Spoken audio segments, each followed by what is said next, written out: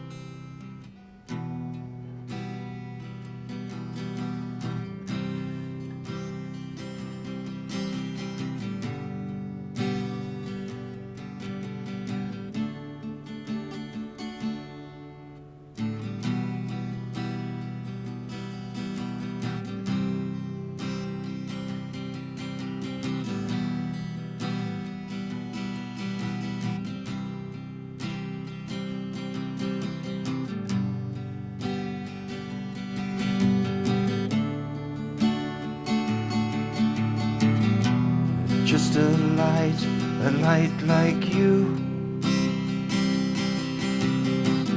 Tiny light like you, like me, my friend. Mayat mahu, mayat mahu, mayat mahu, mayat mahu. Just a light like you. Everything comes back to you. You're flying there on wings of light again. You're singing, oh, your dreams are coming true. And there's a night there, and there's a day there, and there's a time and place for everyone you see. Your destiny.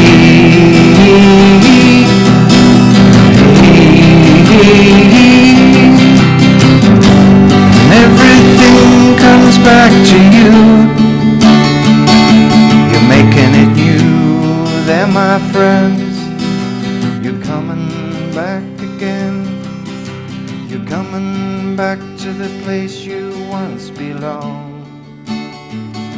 You sing your song. It won't take long for everyone to be living free. Your destiny.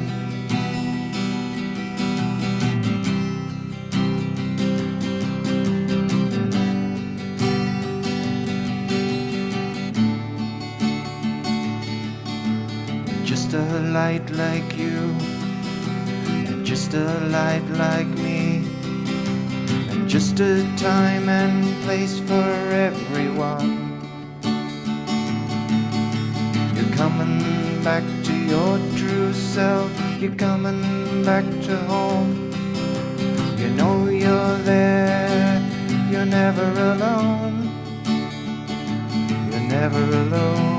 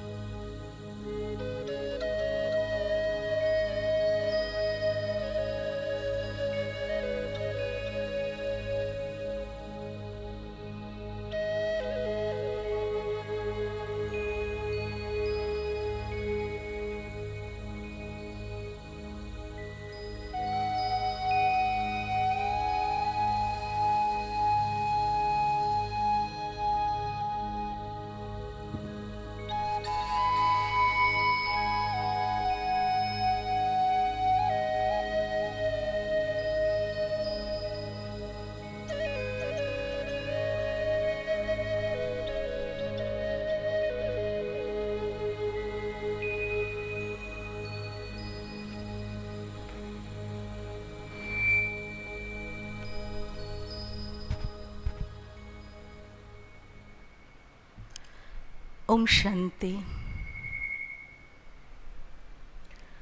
Good morning. Good morning. Very good morning. Hope for everybody it's very, very good morning because today even the nature is too happy. बहुत खुश है, చాలా హ్యాపీగా ఉంది. That's why the environment is so cool and calm. So as a atmosphere में I request Nakshatra Academy के cute children, they are just like stars as the name goes, Nakshatra. So I request them to present a dance on Ganesh Vandana. Ganesh, we all know, నిర్విఘ్న విఘ్న వినాశక్ అంటే ఈ విఘ్నాలన్నిటినీ కూడా తొలగించేందుకు మనకు సహాయపడేది ఒక power. So ప్రతి కార్యం, ఏ కార్యక్రమం మొదలెట్టే కన్నా ముందు కూడా మనం వినాయకుడిని పూజిస్తాం. బట్ హియర్ అవర్ చిల్డ్రన్ నక్షత్ర అకాడమీ నుండి they are going to present a dance on Ganesh Vandana.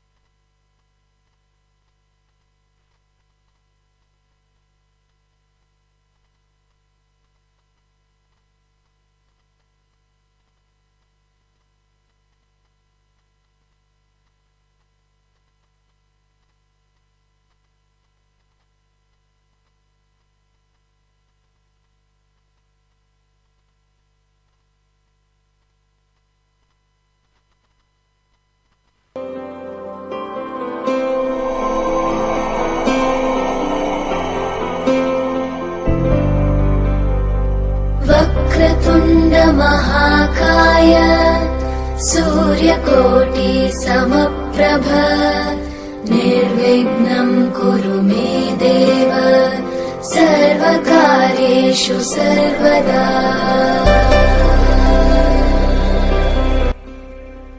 वक्रतुण्ड महाकाय सूर्यकोटि समप्रभ निर्विघ्नं कुरु मे देव सर्वकार्येषु सर्वदा.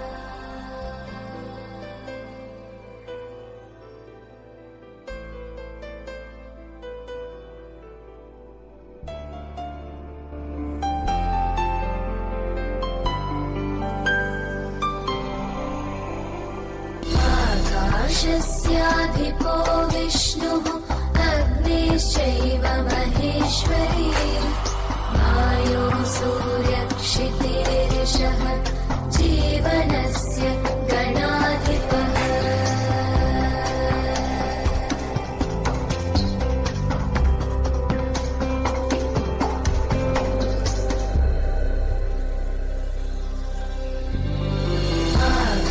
आकाशस्याधिपो विष्णुः अग्निश्चैव महेश्वरी वायो सूर्यक्षितिरिषः जीवनस्य गणाधिपः.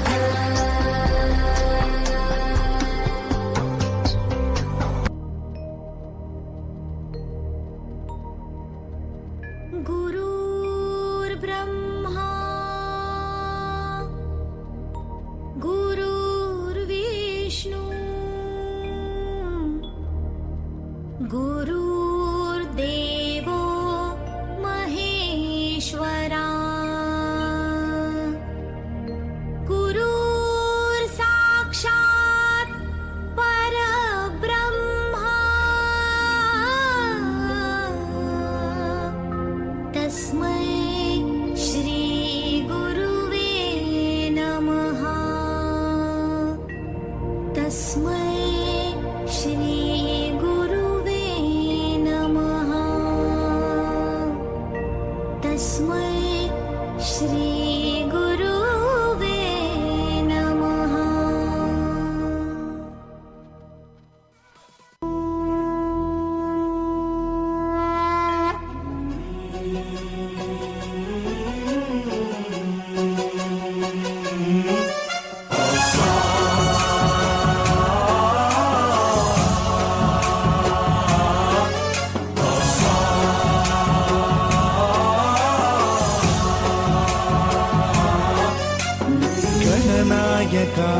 गणदैवताय गणाध्यक्षाय धीमहि गुणशरीराय गुणमण्डिताय गुणेशानाय धीमहि गुणातीताय गुणाधीशाय गुणप्रविष्टाय धीमहि एकदन्ताय वक्रतुण्डाय गौरीतनयाय धीमहि गजेशानाय भालचन्द्राय श्रीगणेशाय धीमहि एकदन्ताय वक्रतुण्डाय गौरीतनयाय धीमहि गजेशानाय भालचन्द्राय श्रीगणेशाय धीमहि गानचतुराय गानप्राणाय गानान्तरात्मने गानोत्सुकाय गानमत्ताय गानोत्सुकमनसे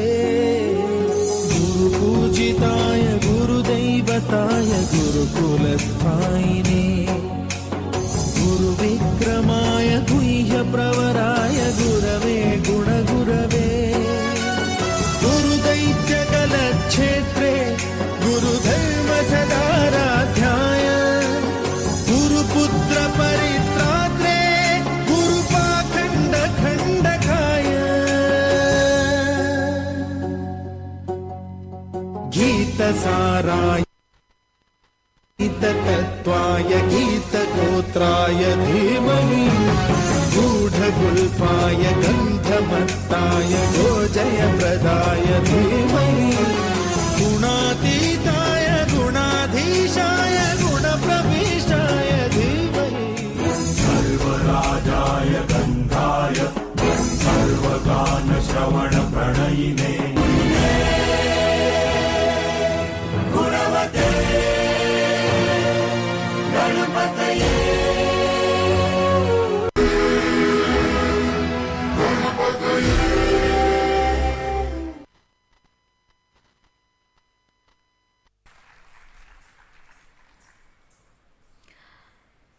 Thank you. So I think all of you might have had your breakfast. How many of you had your breakfast? I think everybody? Fine. So energy levels thoda अच्छे ही होंगे, I expect. Let us give one more applaud to cute stars because itna sundar, such a beautiful dance presented, especially on Vinayaka, Vigna Vinashaka. And now I request sisters, our beloved sisters, to present a plant by name Flamingo Lily.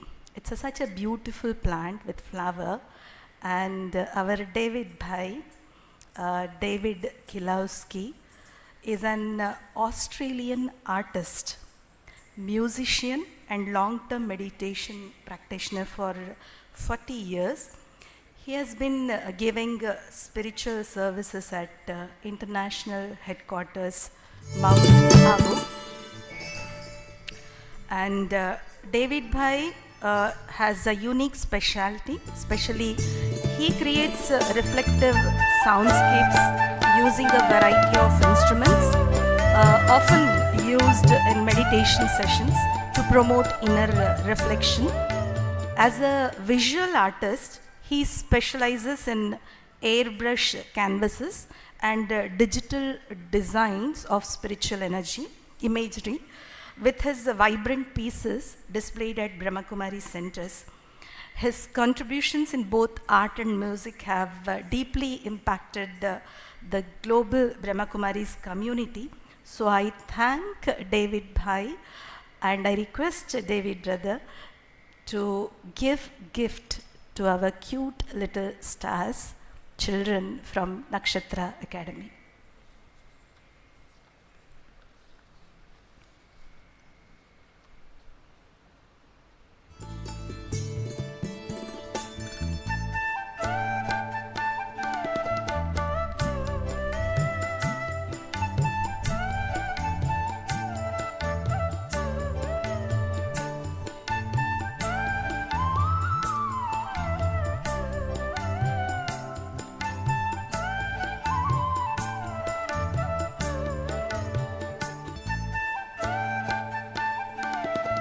గ్రూప్లో అందరికన్నా ఒక చాలా చిన్న cute star అని ఎందుకంటున్నాను అంటే అక్కడెక్కడో కార్నర్లో ఉన్నారు చూడండి, very small.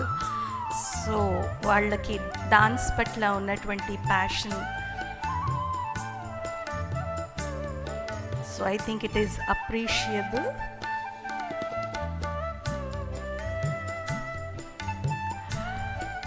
So once again applaud to them. A wonderful combination in this group. You can see from a small child to the old age, pura combination of this group you can see, and they have well presented.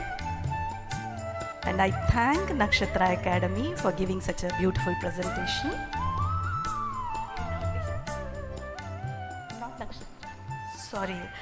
Sorry, I am really sorry.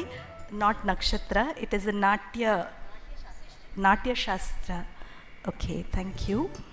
So, but then Natya Shastra or Nakshatra, but as for me, these are all Nakshatras, stars, who belong to Natya Shastra Academy. So, Natya Shastra, that's what, Shastra. Thank you once again. Thank you very much. Thank you. So now coming to the program, today's program, all of you have been in this beautiful environment, Shanti Sarovar beautiful campus. So welcome.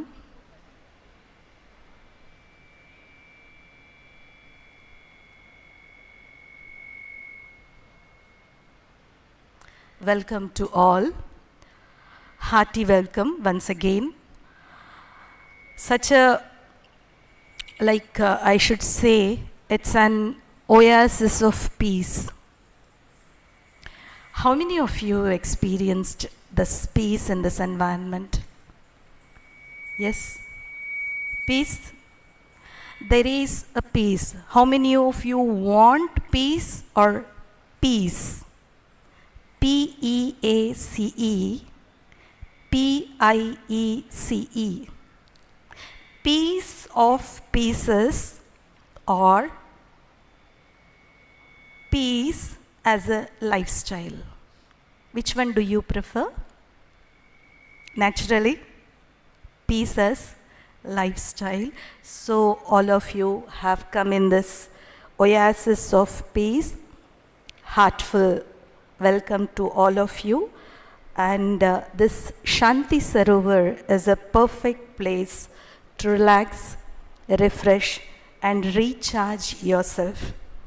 And as an academy, it's an academy of higher learning of values and inner skills. And especially Shanti Sarovar, this academy conducts spectrum of courses on wide topic, like different variety of topics, and especially this is such a beautiful place wherein you can have inner reflection and self-development.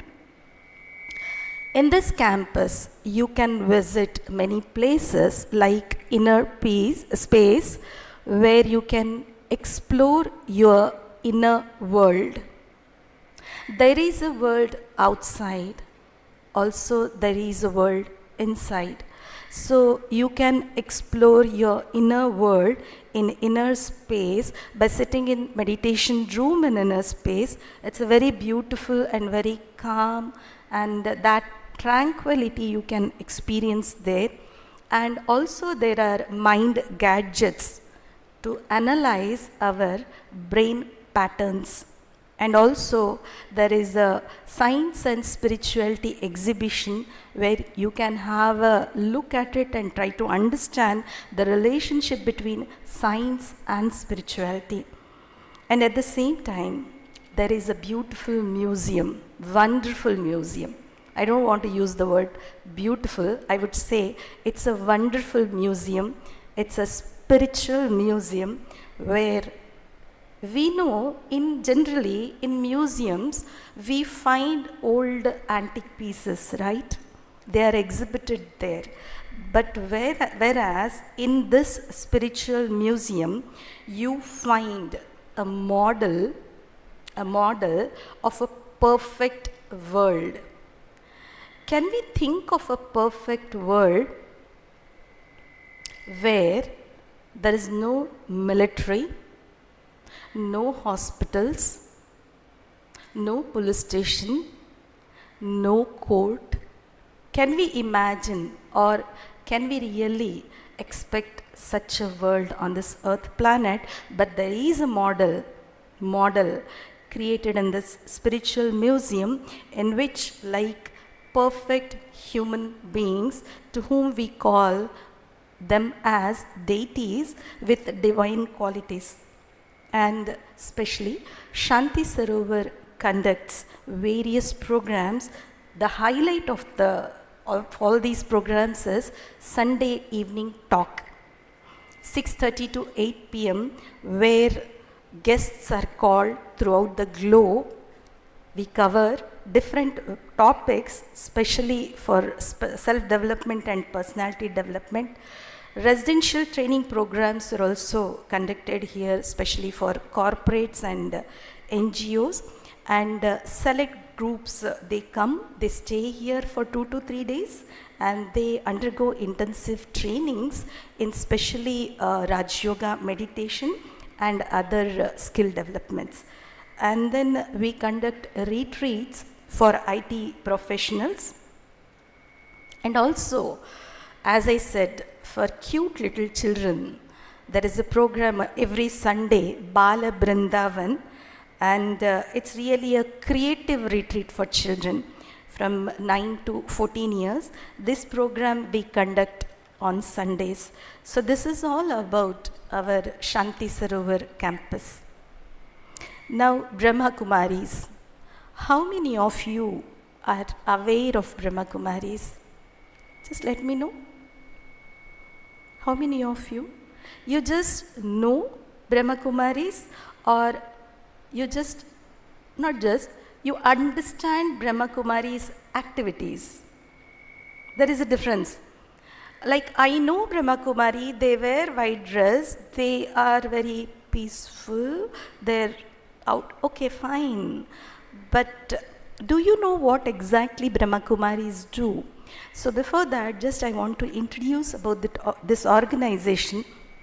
As all of you know, it's a international spiritual organization, and its headquarters is at Mount Abu, Rajasthan, and it has been established in 1937. Around more than, I can say, 8,000 branches throughout the globe, covering 130 countries. And especially Brahma Kumaris work at a societal level for peace and purity, to bring out the perfection within each and every human being. Especially here we help people to rediscover the fundamental nature of each individual, that is peace and purity. And then we organize number of seminars and conferences, especially for personality development and self-development. Basic teachings are nothing but meditation. That is Raj Yoga meditation. I don't want to go into the details of it, but Raj Yoga meditation and spirituality to develop inner resources and also to strengthen the inner self to face any kind of adverse situations that we face in our practical day-to-day lives.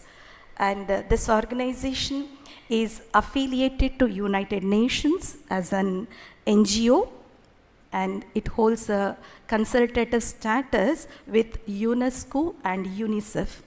It has a sister organization called Raj Yoga Education and Research Foundation Center. Under this, we have around 20 wings, which include education, medical, business and industry, and so on. So these wings, they organize different dialogues, like they take initiatives in organizing conferences and dialogues for what? to promote values to all segments of society. And under that, one wing that is business and industry.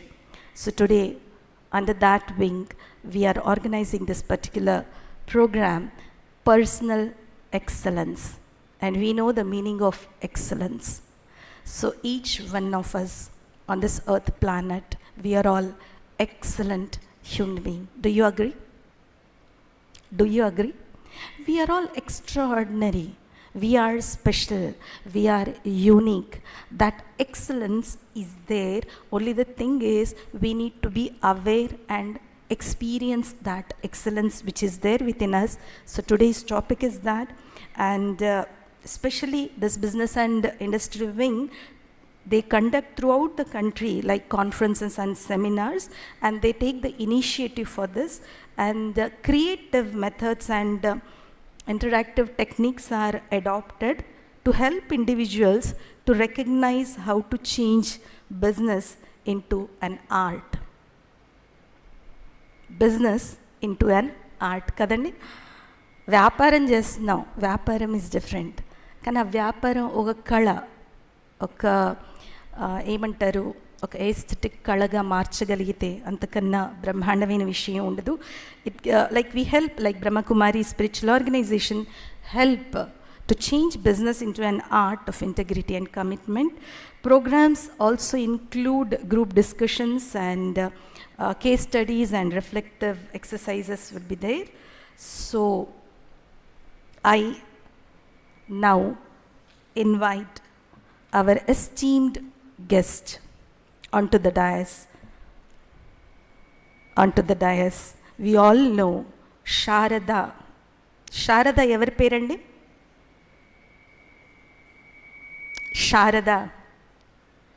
Sharada Saraswati, goddess of knowledge. And this knowledge practiced by a person called Yogesh. So Yogesh Sharada, I invite brother Yogesh Sharada Garu to come onto the dais and take the seat.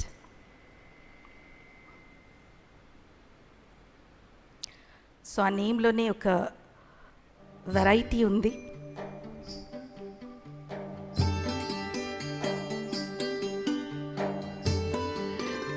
So welcome Yogesh Sharada గారు.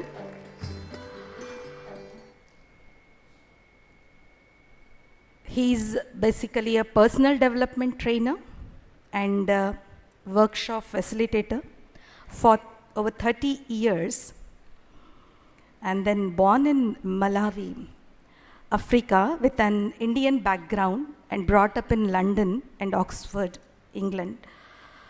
So our Yogesh Sharada Garu, over the last 24 years, he has been in and around Turkey making presentations especially on these topics, that is secrets of self-esteem, team building, inner leadership, meditation, emotional intelligence, personal excellence, and many more. And then especially he has conducted number of trainings and seminars for Microsoft, IBM, Adidas, Motorola, Film City, Hyderabad in India, and then BITS Pilani College, Dubai, and many more. If I go on, like, ఇది చాలా పెద్ద list ఉంది. So let me not waste my time in reading this list. So once again, welcome to our beloved esteemed guest Yogesh Sharada Garu, and I request sisters to welcome brother through a beautiful plant that is flamingo lily. You know the flower, it's in heart shape, and you all know, you might have gone through. So wholehearted welcome to our brother.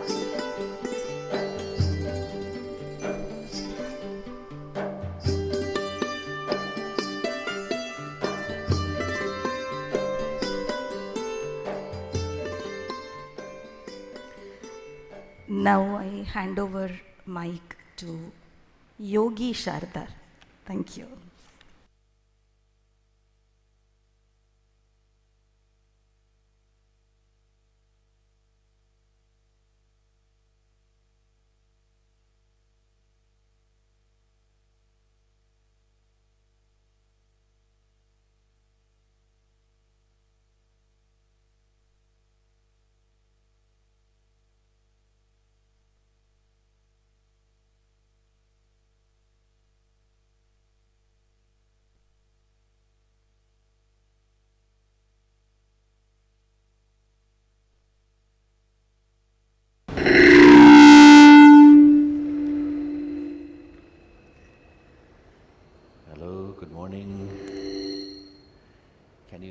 okay?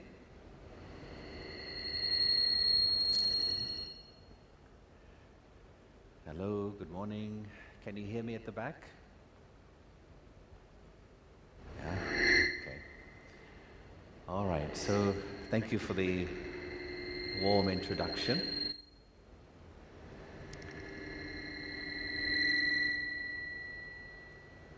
Is it okay now? This means yes or no? All right, if it's easier, I can use this. Just let me know.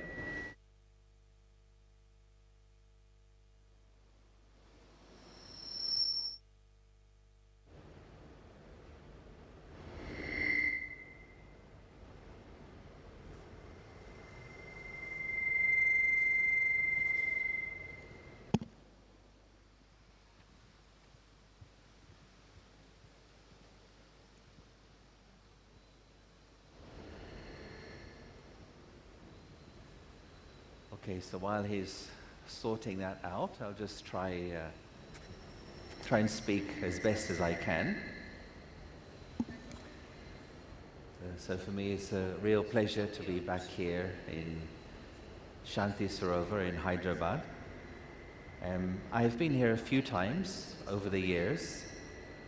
Has anybody been here when I was here before? Just a few.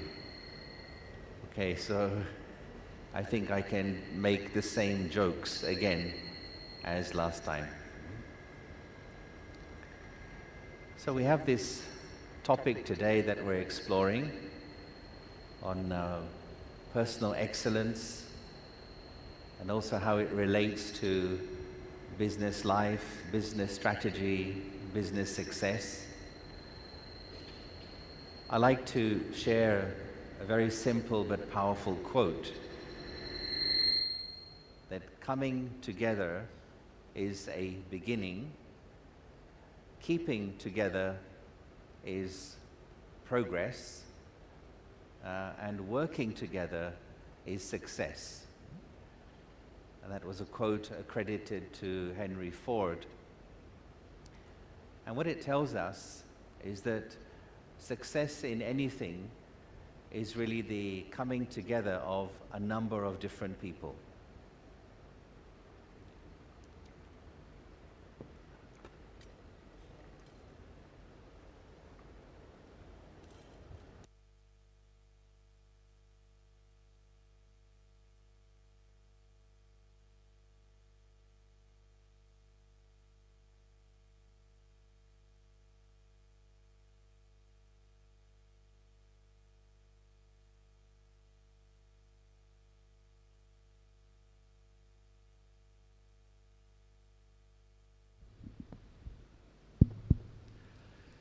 Is that better?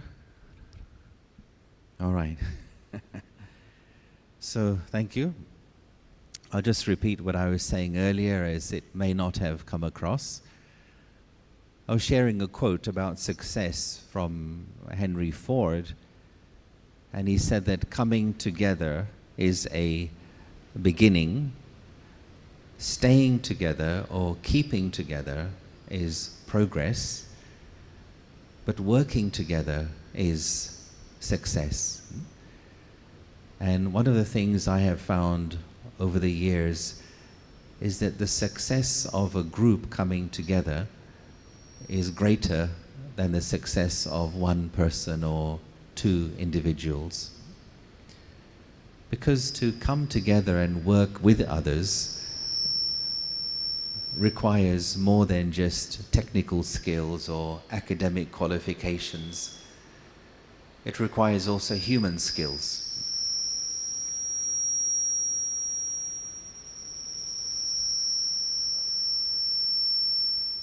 Just waiting for the feedback to die down. Okay, I think we're okay.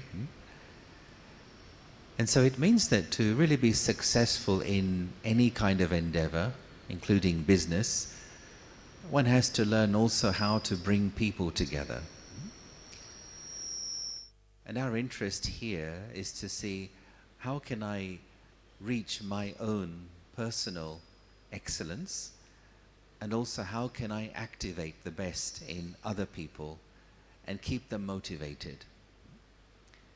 And it does so happen that one of the great skills of leaders who have great success is to know how to keep yourself motivated and keep others motivated. We know that as human beings, motivation levels can go up and down. So a great leader will stay ahead of the curve and know how to build a program to keep people activated, keep them fresh, keep ideas flowing. So let's do a dive into some of the concepts which are connected with discovering our personal excellence and therefore activating the best in others. Now let me see if this is going to work. Okay, nothing so far.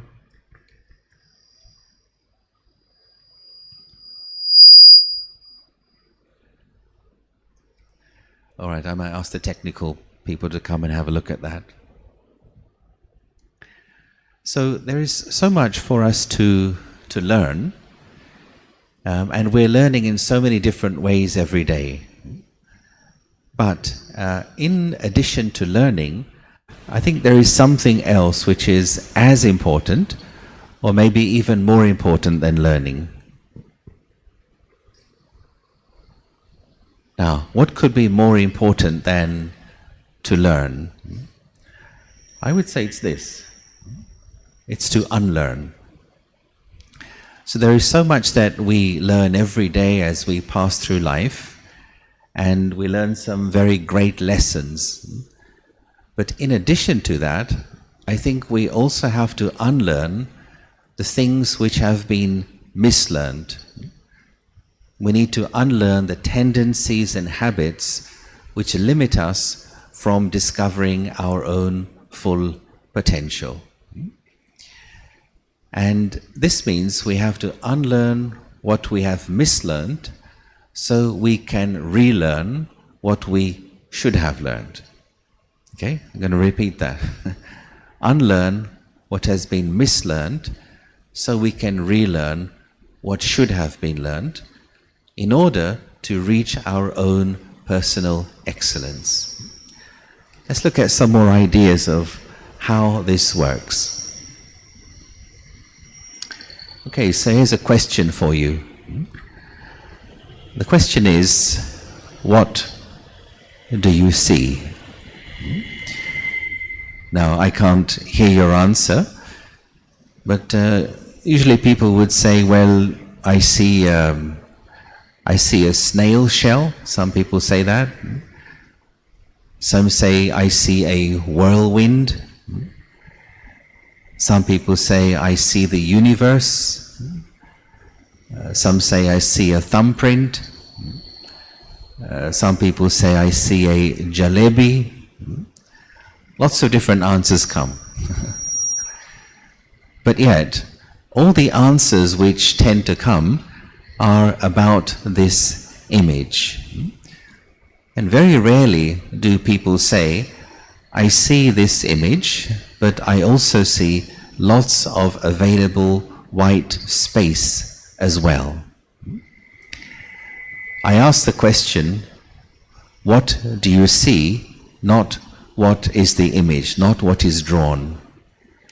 So what happens is wherever your eyes go to, all your creative thinking will go to that. And although you see lots of empty space around the image, but you do not pay attention to it.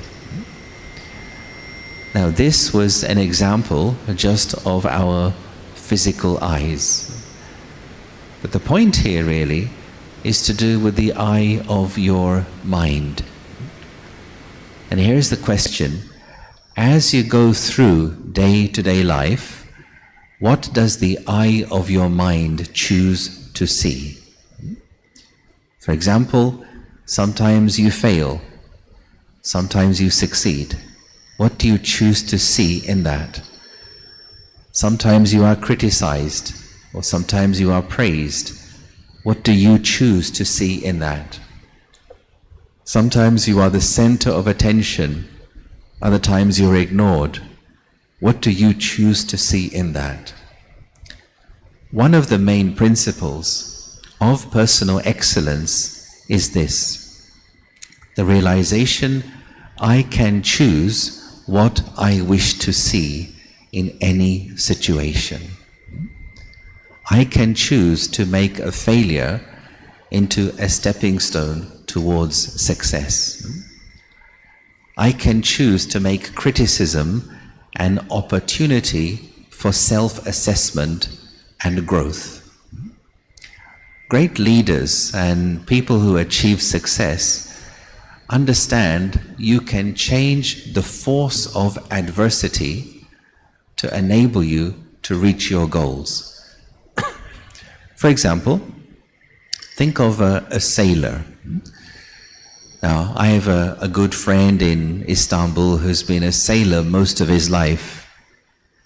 And once he took me out on his sailing boat, and I was amazed at his ability to read the wind. And so he would tell his crew members to pull the ropes and change the direction of the sail as the wind was changing direction. He just seemed to know which direction the wind was coming from, and therefore he would change the angle of the sail to catch the energy of the wind to move the boat forward. And I thought this is also a great metaphor for life and business and anything in life. Storms come, adversities come, challenges come. You cannot control the storms which come. But there is one thing you can control. You can change the angle of your sails. And in this context, the sail represents your attitude. Choose your attitude according to the situation, and you will grow. You will reach your personal best. Now, opportunities for growth come in many different shapes and sizes. There's a wonderful saying that we have in Hindi, कि जैसी आपकी दृष्टि, वैसी आपकी सृष्टि. And it's telling us you may not be able to control what life is giving to you, but you can control how you choose to receive it. Is my focus on why is life giving this to me, or is my focus on how am I choosing to receive this? People who pay attention to why life is giving this to me, they tend to remain fairly immature, mentally, emotionally. People who pay more attention to how do I wish to receive this, they are the ones who grow and discover their potential. Can we move on with the screen?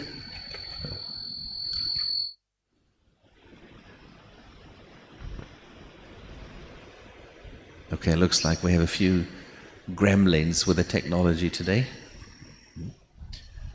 All right, so I'll move on anyway. Think of the example of what we call as learned helplessness. Now, think of the idea of an elephant. And have you seen an image of an elephant, which is the largest land creature, tied, oh, here we are again, tied with a small rope. So what is the elephant being held back by? Not by this tiny rope, but it's by its own belief system. And as you may well know, when this elephant is a baby, it is tied with a rope to a certain part of its leg, and it cannot move. So it gets used to the idea that when there is a rope tied around a certain part of my leg, I am not able to move. And even when it's a huge adult, great big adult elephant, if that rope is tied around the same part of the leg, the elephant believes it cannot move. So imagine that. So much power, but it's not able to access it because of its belief. Now this is of course conditioning, and human beings do this to animals all the time. But the question for us is the same thing happening to me? For example, have I had some kind of failure? Have I had a difficult experience? Have I had a bitter experience?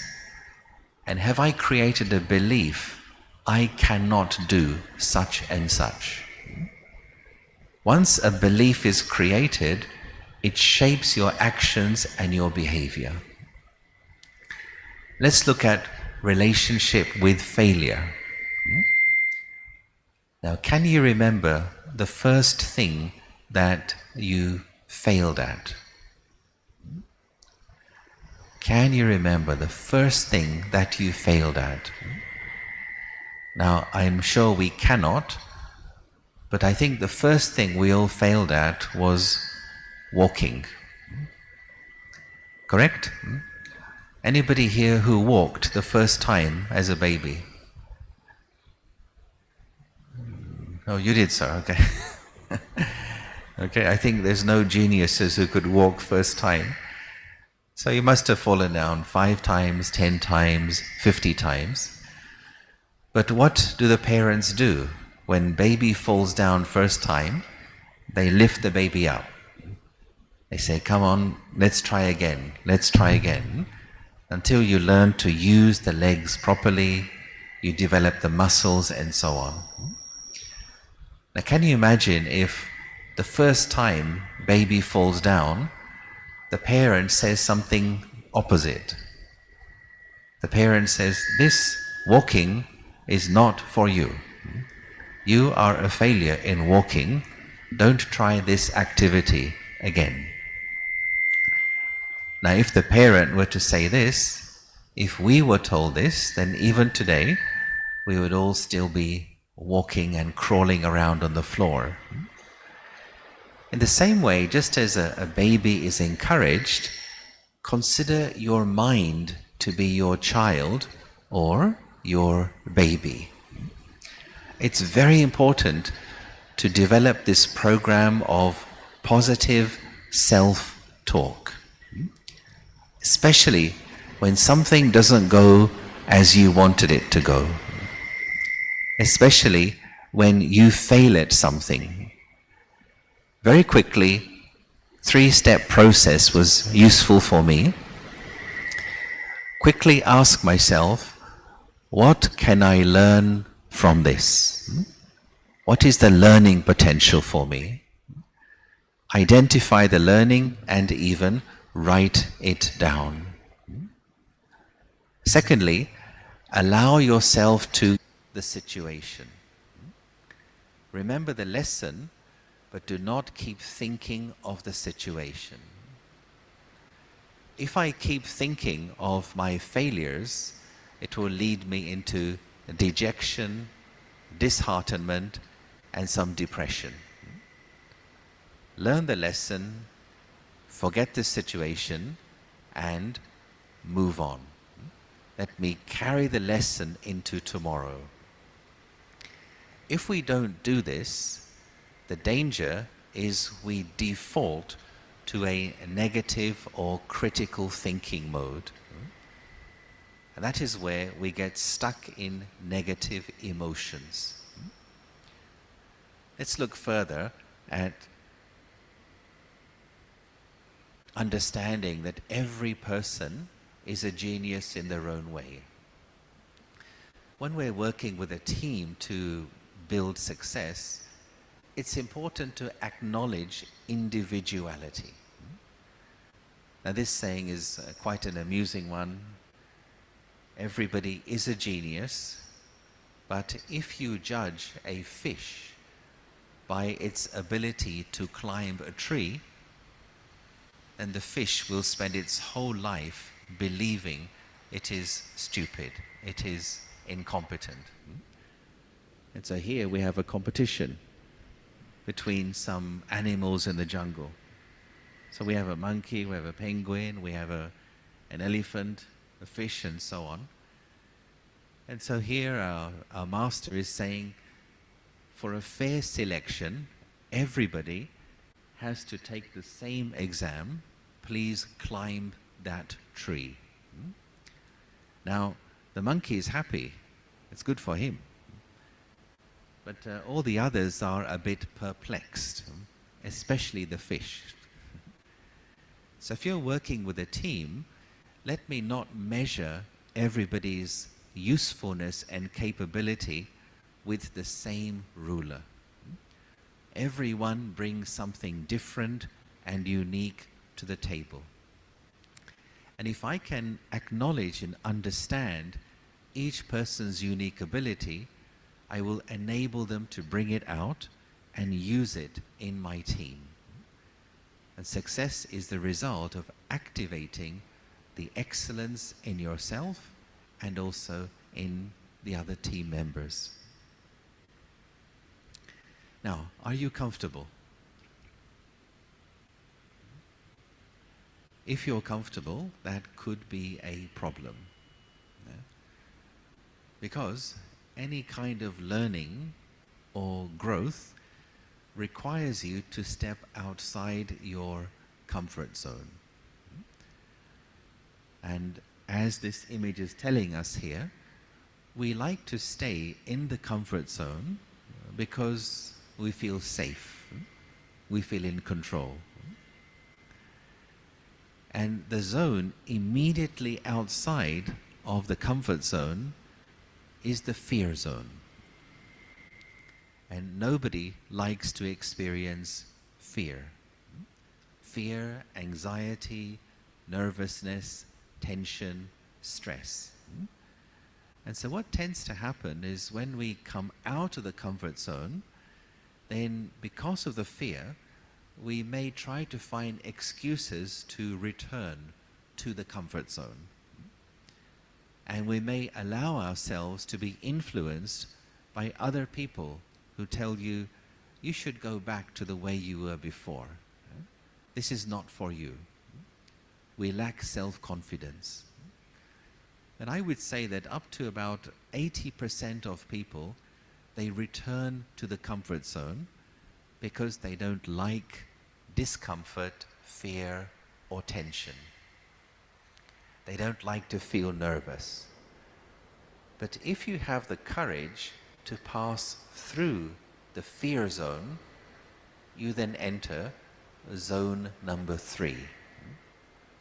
And that, as you see, is the learning zone. That's where you begin to acquire new skills. You develop the capacity, the technique, the ability to deal with what you used to find uncomfortable.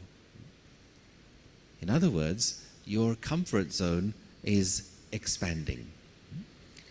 And that's called growth. You are growing, you are developing yourself. And as you keep extending yourself through the learning zone, you reach what here is called the growth zone, or what I would prefer to call as the thriving zone.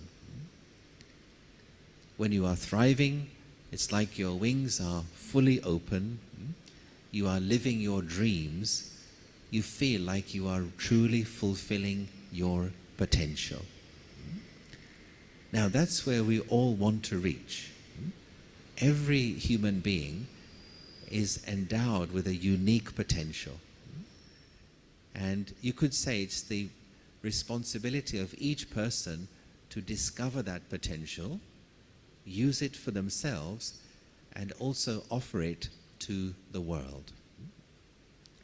Imagine, for example, going to a garden where all the flowers are half open, half closed. All the flowers are buds. you'd feel this flower, this garden is not ready.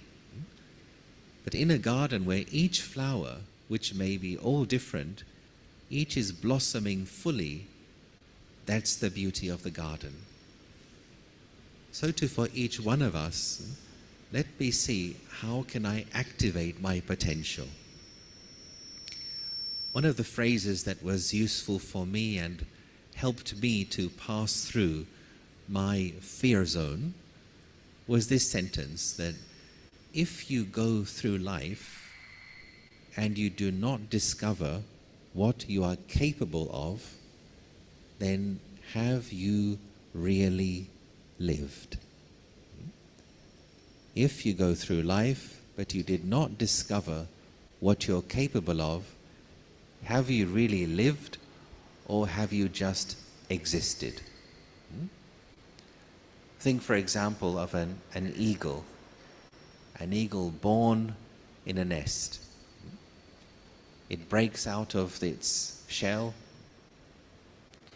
it grows, and it stays in the nest. It grows and grows and grows and becomes a full adult, but it stays in the nest for safety. And one day, eventually, it dies in the nest.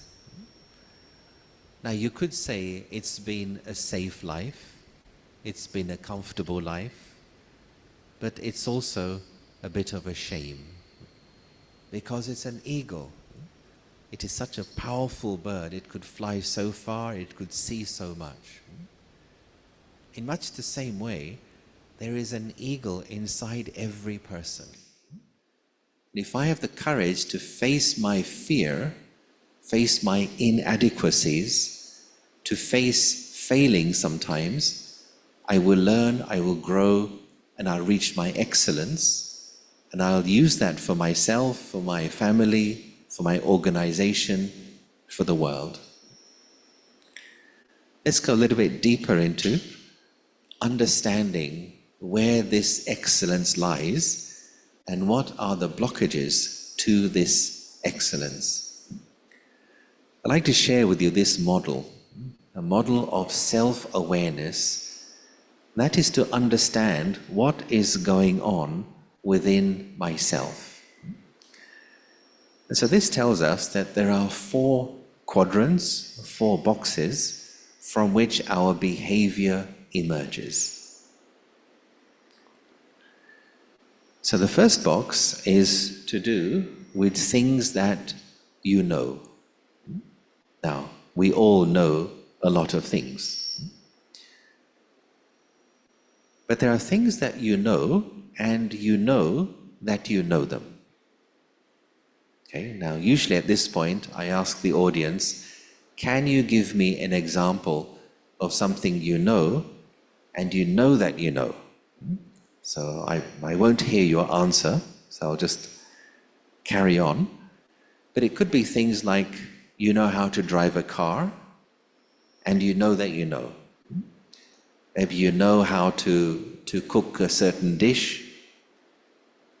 Hyderabad biryani, yes, very famous.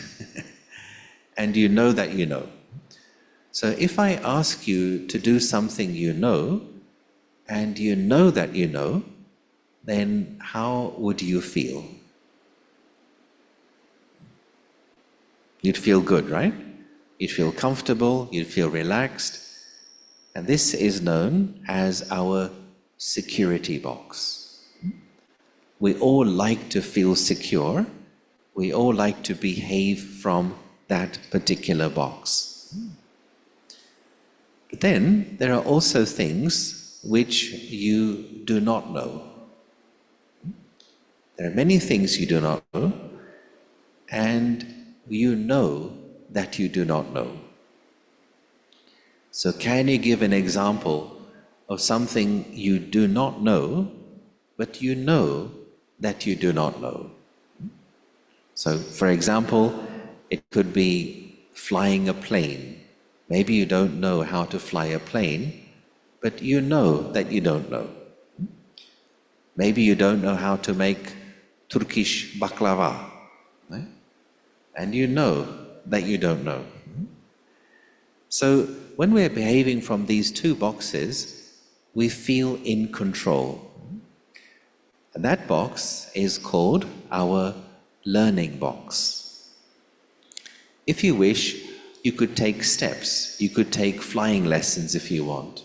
You could take cooking lessons. You could take steps towards learning a new language.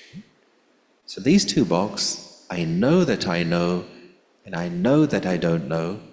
Therefore, there is the feeling of control, and I am in charge.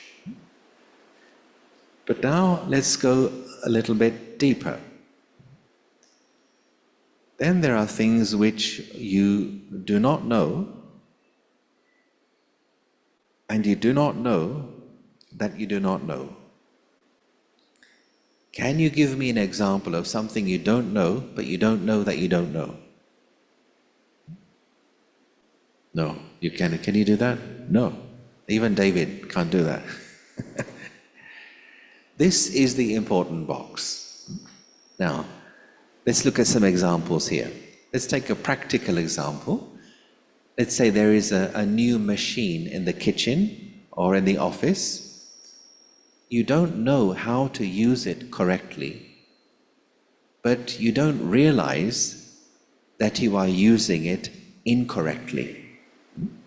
You are using it, but incorrectly. You don't realize you are using it incorrectly. Now, what could be the result of this?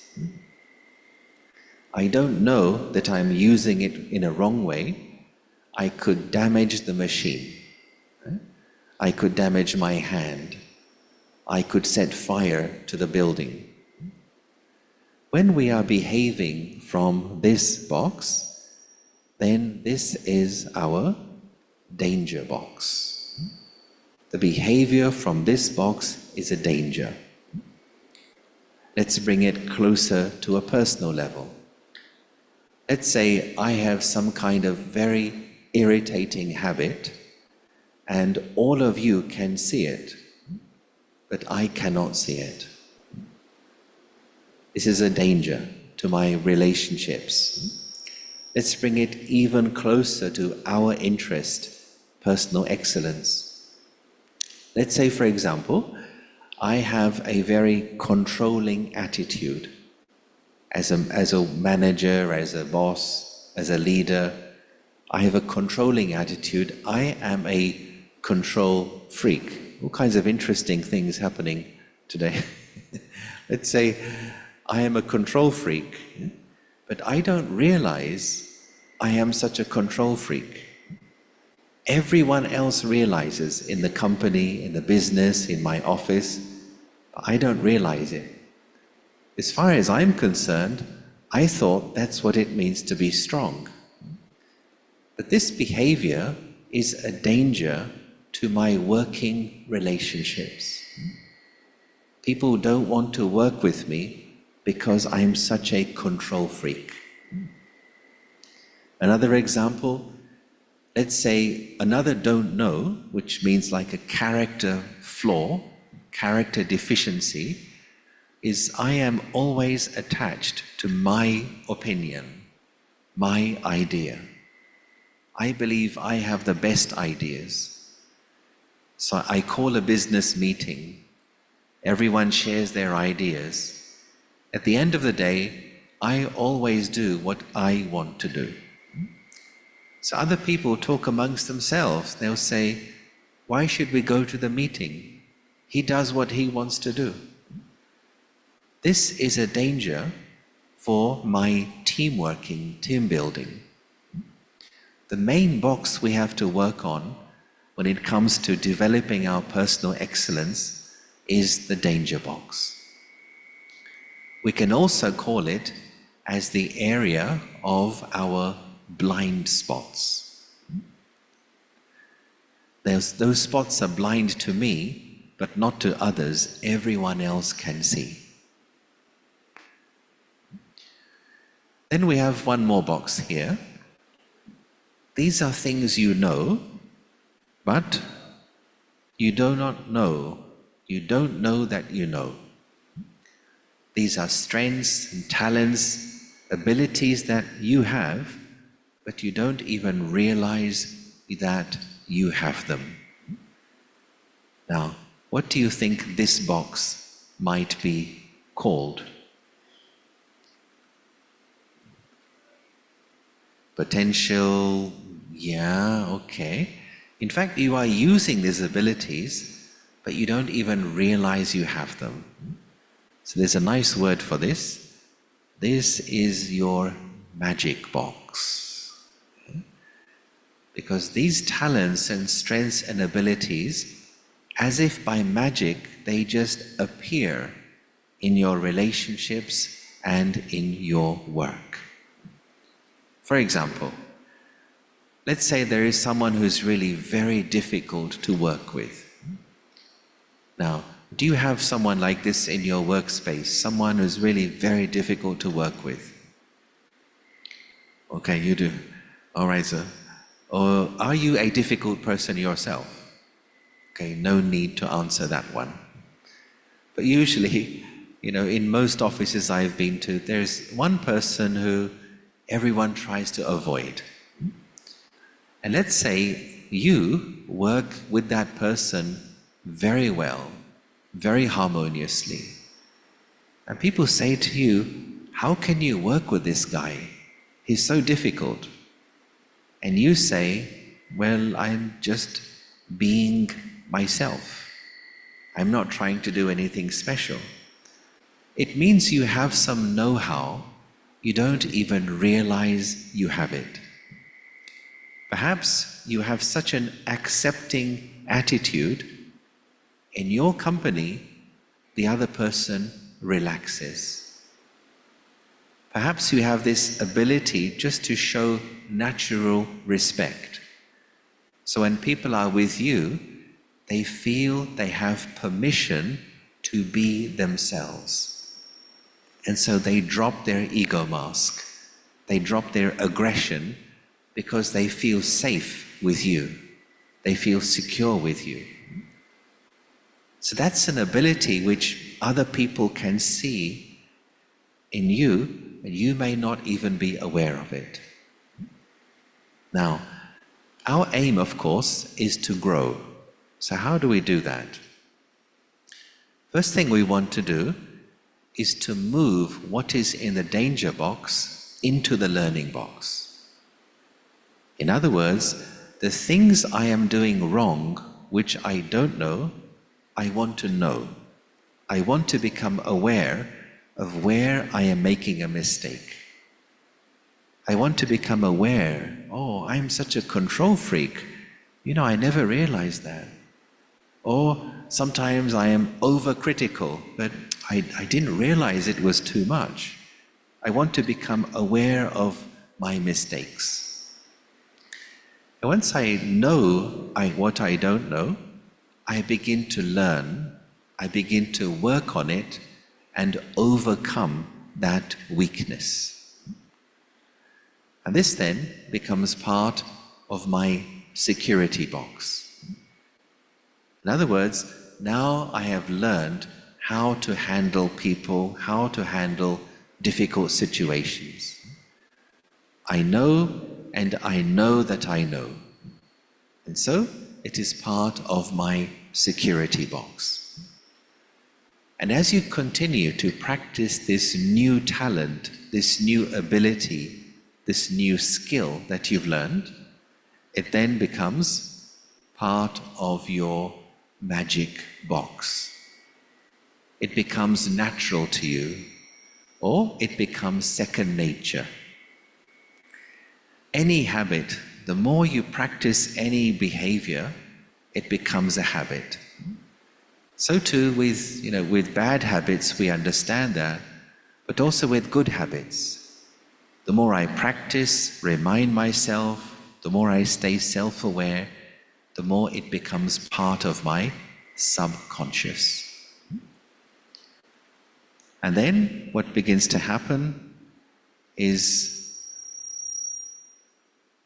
this, that your magic box will begin to grow. Because I am emptying the danger box and I'm filling my magic box.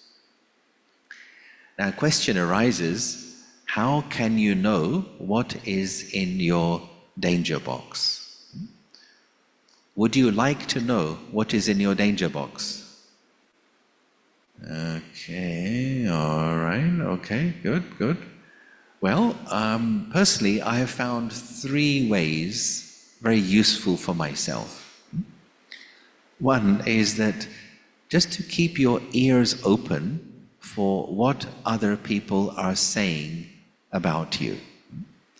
I don't mean want to listen to everything everyone is saying, but if you hear a similar comment from different people over a period of time, maybe there is some truth there. So for example, if different people say, you know, you're a little bit lazy, you keep postponing things, maybe it's true. You know? Or if some people say you're like, you always wait for people to do something for you. You never offer yourself. Like you're always wanting others to do things for you. You should be more responsible. If you hear this from different people, maybe look in the mirror and see, okay, maybe that's true. Perhaps I need to work on myself. So one is this, just listening for common comments others make about you and taking the chance for some self-assessment. Second is anytime you have some kind of emotional reaction, it is indicating that something is wrong with my attitude. Now, one of the things we study here in this, in our spiritual study here, is can you be the boss of your peace of mind and your happiness? Who owns your happiness? It should be, I am the boss, the master, the leader of my happiness.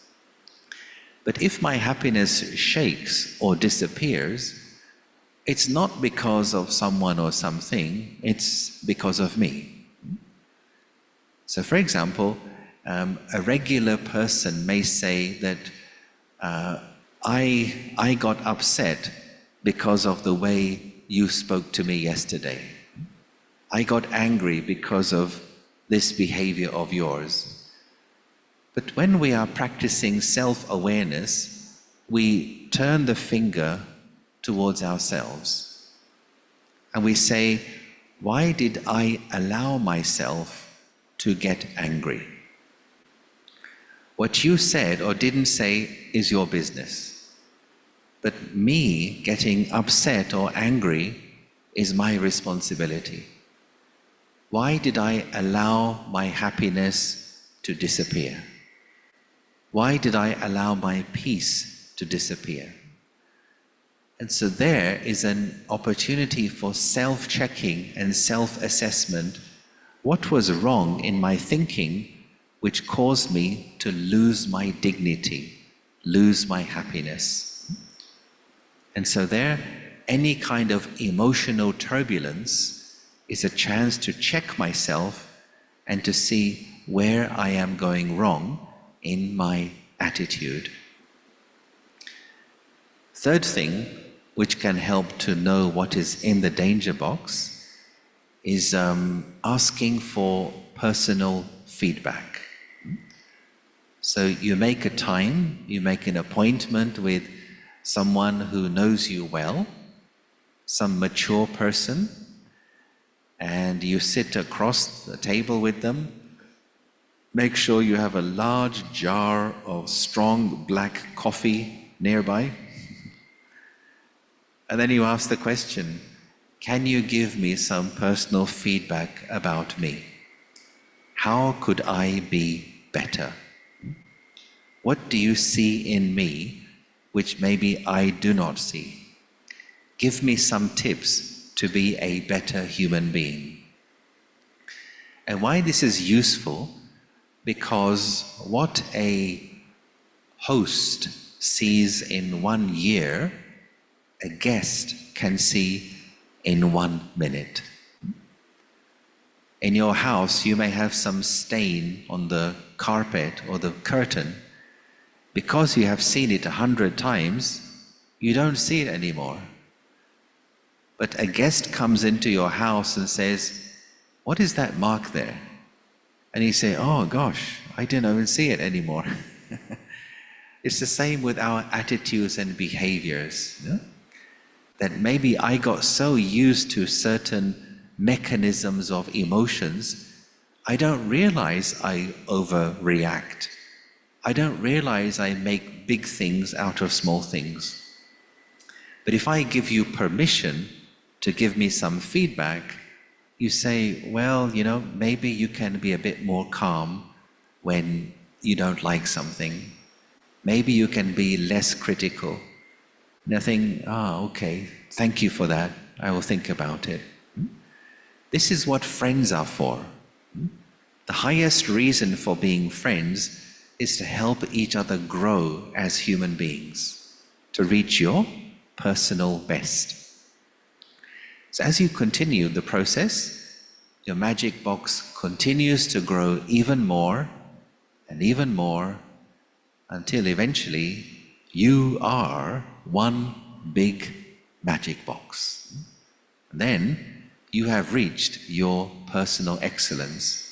You know everything, but you're not even aware of what you know. It is natural for you, it is automatic, and you are offering the best of yourself to your family, your friends, your work colleagues, the nation, and the world.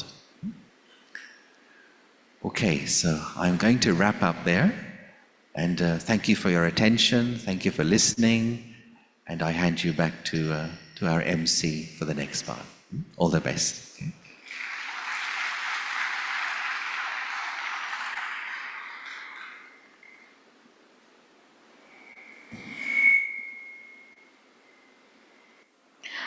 Thank you very much Yogesh Sharada గారికి చాలా చాలా ధన్యవాదాలు. So overall సెషన్లో 45 minutes సెషన్లో brother has covered very like I opening లాగా, flash of light లాగా. So one thing is I should choose my attitude when adverse situation ఎక్స్టర్నల్గా ఉన్నప్పుడు. Things I cannot change, but I have a choice to choose my attitude. And second thing about different zones, and I hope you loved it. Sure? Please, one hand. So all of you agree? So we need to fill a magic box now. Agreed? Are you all ready to fill it? So for that we need to be ready to take everything. I mean, positive and negative. Okay, positivity ఈజీగా తీసుకుంటాం, కానీ somewhere ఎవరైనా కొంచెం comment చేస్తే thoughts cycle start అయిపోతుంది. So and the third thing, finally I would like to thank Yogesh Sharada గారు for such a wonderful session. Thank you very much. Yes, you can give. So now I invite our sister Vishnu Priya. She is a professional singer and pre-finalist in Paduta Tiyaga in ETV, and she has won numerous awards, and she has dedicated her life for this cause, that is Brahma Kumaris, and this devotional service for the last 7 years. I request Vishnu Priya to present her song.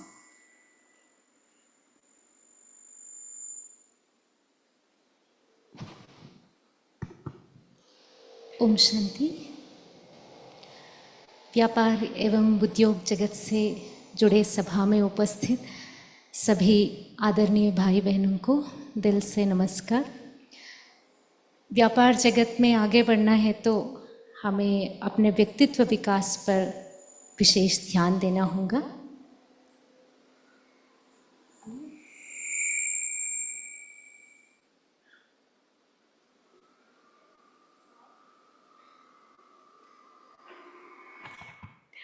A small announcement as we are going to start a panel discussion. So we invite questions. So you can ask questions and you can send your questions on this mobile number 9705 388 988 related to this particular topic. So you can send your questions on this WhatsApp number. Please note it down, 97053 88988. Is it clear? Anybody who ever want to ask question, you can send it on this WhatsApp number. Thank you.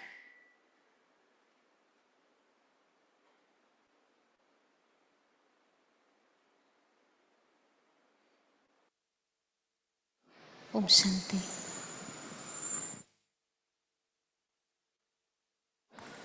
ओम शांति। Check 1 2 3 check. हमें अपने व्यक्तित्व विकास पर विशेष ध्यान देना होगा। इसी विषय पर यह गीत मैं आप सभी के समक्ष प्रस्तुत करने जा रहे हैं। अभी हम परमात्मा की याद में गीत सुनेंगे। इको कम करें।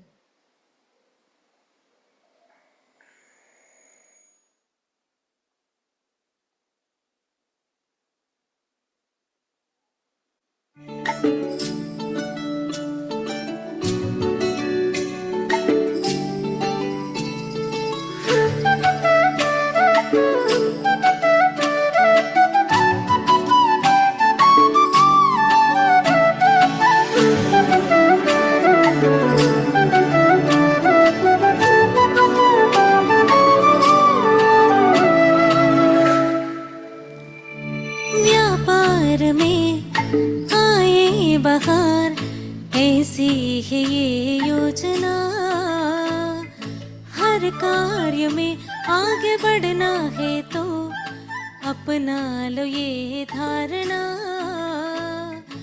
अपने व्यक्तित्व के गहराई में जाकर खुद को तराशना। व्यक्तित्व का विकास ही आधार है, सफलता के सूत्र का यही सार है। व्यक्तित्व का विकास ही आधार है, सफलता के सूत्र का यही सार है।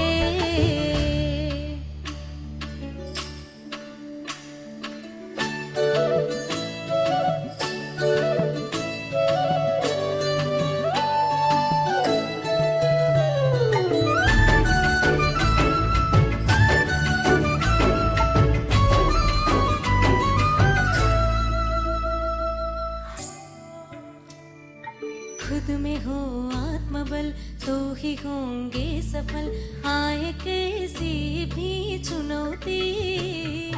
योग का उद्योग में अब समावेश हो, योग से मिलेगी सिद्धि। आत्मशक्ति है महान, ले ऊंची उड़ान, आओ मिलके छुए आसमान। उद्योग के जगत में भारत के हम रतन, भारत की बढ़ाएंगे हम शान। आओ निखारे व्यक्तित्व को, आध्यात्मिक अस्तित्व को। आओ जुड़े हम परम शक्ति से, पहचाने मूल तत्व को।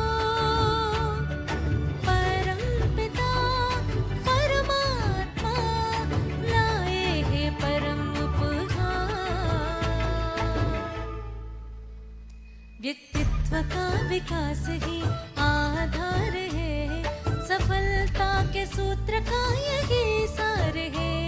व्यक्तित्व का विकास ही आधार है, सफलता के सूत्र का यही सार है। व्यापार में आए बाहर, ऐसी है ये योजना। हर कार्य में आगे बढ़ना है तो अपना लो ये धारणा।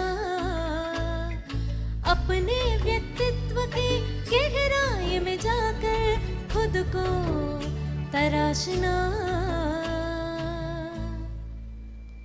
व्यक्तित्व का विकास ही आधार है, सफलता के सूत्र का यही सार है।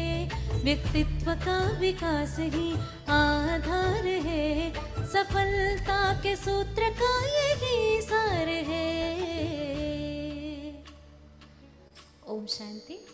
सो एक गीत से हम यही सीख रहे हैं, हर कार्य में अगर हम आगे बढ़ना चाहते हैं तो ये धारणा हमें जीवन में अपनाना है। व्यक्तित्व का विकास ही आधार है और सफलता के सूत्र भी यही है, इसलिए हम इसी ऊपर फोकस करते हुए ओम शांति।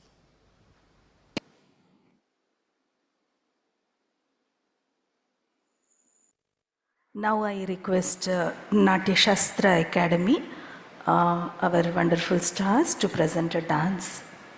Thank you.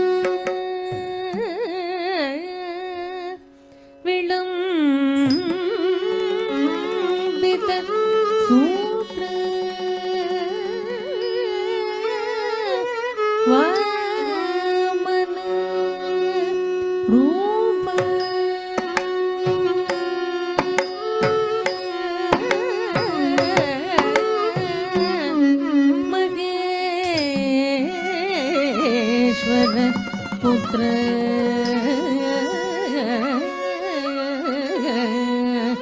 विघ्न विनायक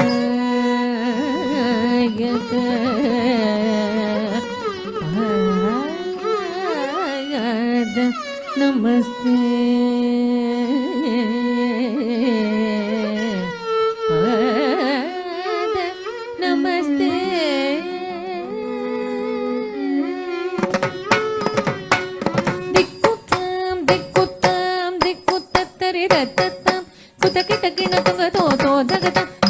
दगदं तोरे मूषिकवाहनमोदगयस चामरकर्ण विलम्बितसूत्रं मूषिकवाहनमोदगयस चामरकर्ण विलम्बितसूत्रं दिक्कुत्तां दिक्कुत्तत्तरिरत्तत्तां कुतकिटकिणतुगतो दगदां तोरे वामन रूप महेश्वर पुत्र विघ्न विनायक पाद नमस्ते वामन रूप महेश्वर पुत्र विघ्न विनायक पाद नमस्ते पाद नमस्ते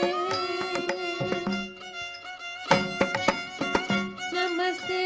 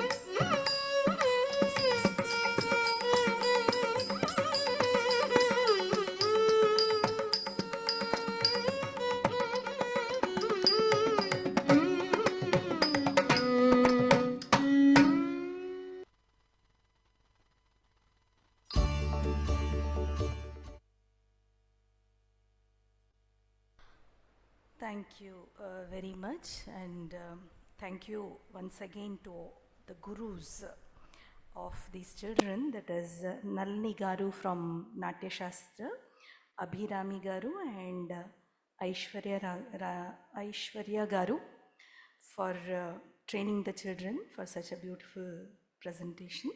I thank once again Natya Shastra Academy. Now it's the time. Once again, I announce that I think you can see the WhatsApp number wherein like you can pour questions onto this WhatsApp number, any questions related to today's topic. So that would be included in a panel discussion. Now, I invite our esteemed guest, panelist, Kiran Chandra Kalluri Garu. Please come on to the dais and take your seat. So, Kiran Garu has more than 25 years of professional experience across diverse functions with global organizations, which defined the spaces they operate in, including Google, Dell, check. the Economic Times and Onida. And he's basically a problem solver.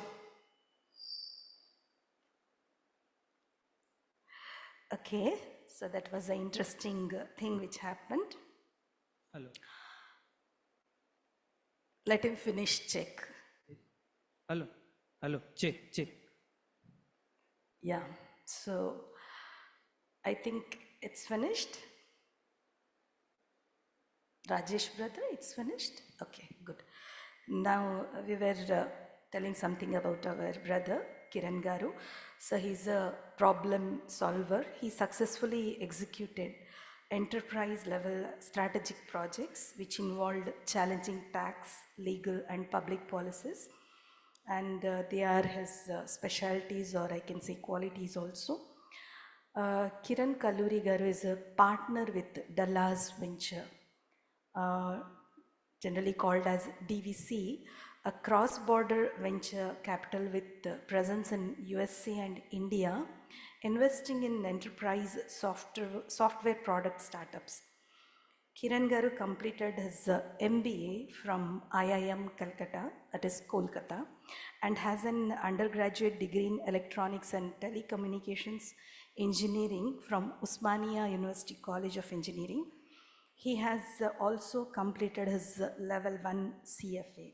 So I once again thank and welcome to this program Kiran Kalluri Garu. Now I invite another panelist, that is Ramakrishna Chanduri Garu. Please come onto the dais and take your seat, and I really thank for your valuable presence in this program. Brother Ramakrishna Garu, fellow member of the Institute of Chartered Accountants of India and associate member of the Institute of Cost Accountants in India. Having corporate experience of over 40 years in various capacities, played a key role in the success stories of Matrix Laboratories, MaTV Limited, DCL Group and several other corporates. And he also worked as a whole-time director with Matrix and MaTV, and also as a director with several other companies. And he significantly contributed in financial planning, mergers and acquisitions and corporate strategies, employee motivation, and also in several organizations. So I once again welcome wholeheartedly our Ramakrishna Chanduri Garu. Now, the most beloved, I should say, the director of this academy, Shanti Sarovar, our sister, senior most sister, Raj Yogini Brahma Kumari Kuldeep Garu, to please come on to the dais and take your valuable seat. Our Didi is an esteemed faculty of Brahma Kumaris. She has offered her services in various parts of India and abroad, including USA, UK, China, Dubai, Malaysia, Singapore, Nepal and Caribbean countries also. Give a big applaud to this wonderful campus जो आप देख रहे हैं, जो इतना सुंदर आज बना है, एंड जिसकी रूपरेखा देख करके मन को बहुत शांति मिलती है. और यहाँ का जो भी कार्यक्रम, यहाँ जो भी कार्यक्रम होते हैं, they are all inspired by her thoughts, and really she is a wonderful lady, I can see. She is also a vice chairperson for our sports wing, as I told you earlier, Rajuga Education and Research Foundation. And she is also a member, governing body, Brahma Kumari's Educational Society. And then she has been, I would like to say, decorated or awardee of many, like Abhishti Seva Puraskar and Achievers Award in 2019, Maharani Jhansi Puraskar 2008, and Great Daughter of the Soil in 2004, and Bhagwan Mahavir Vishwa Sadbhavana Puraskar in 2002. So I welcome Didi to this program. Once again, let us welcome our Didi ji on the dais. Now, as we had a wonderful session, right? Wonderful session with whom? With whom? Yogi Sharda Garu, Yogesh Sharda Garu, please come on to the dais and take your seat. So once again, welcome to our brother. Now, I request our sisters to welcome our guests with flamingo lily. I don't know why I like that particular flower. It's really in heart shaped. It's very cool to see also. And once you see, it's quite appealing also. So I request our sisters to welcome our guests through badge and the beautiful flower.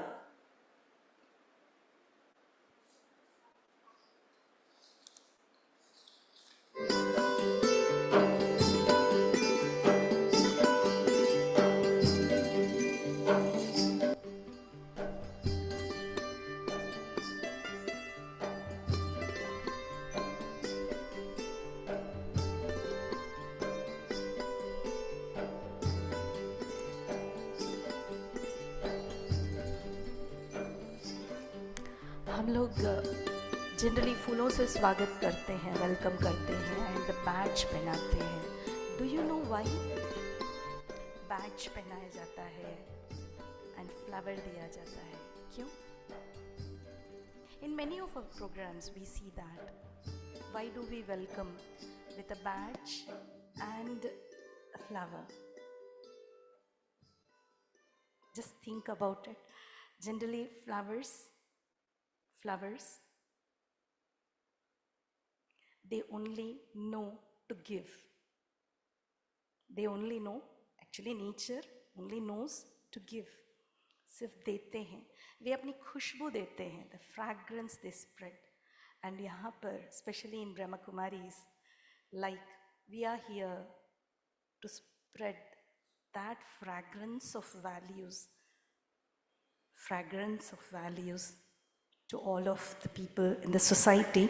And badge, it's a badge of recognition, acknowledgement. Yes, I hold those values in my practical life now. And in between us, our beloved brother Ishwariya Garu, please come on to the dais and take your valuable seat on the dais as a panelist.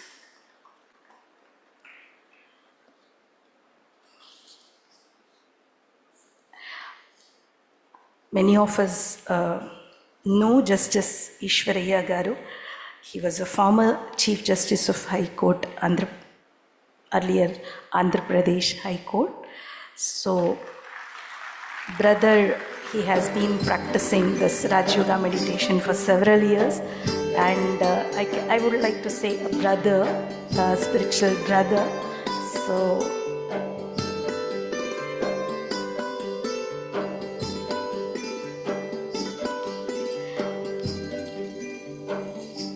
now, before starting this panel discussion, generally हमारी हिंदू संस्कृति दिया जलाने से कोई भी कार्यक्रम शुरू करते हैं. When we start any program, so दिया जलाना ये बहुत शुभ माना जाता है, auspicious होता है. तो हम इस कार्यक्रम की शुरुआत दिया जलाकर करेंगे. ये दिया हम इसलिए जलाएंगे कि जैसे योगेश भाई ने कहा कि मैजिक बॉक्स को भरना है, और मैजिक बॉक्स को भरने के लिए पहले मैं जो 3 बॉक्सेस हैं उसके बारे में प्रॉपर अंडरस्टैंडिंग एंड नॉलेज का दिया जलाकर इस बॉक्स को मैं भरूं, इस संकल्प से हम सभी आज दिया जलाएंगे. So at the same time I request some of our guests, esteemed guests, they are in the audience. I request them to come onto the dais and आप भी दिया जलाएं.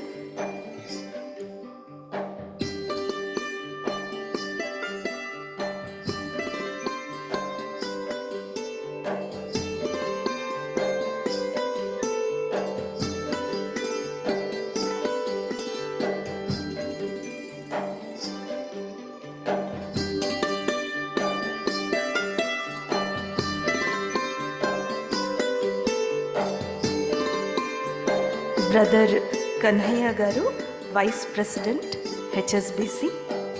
Justice Manish Jaiswal Garu, Vice President, Bank of America. Please come on to the dais.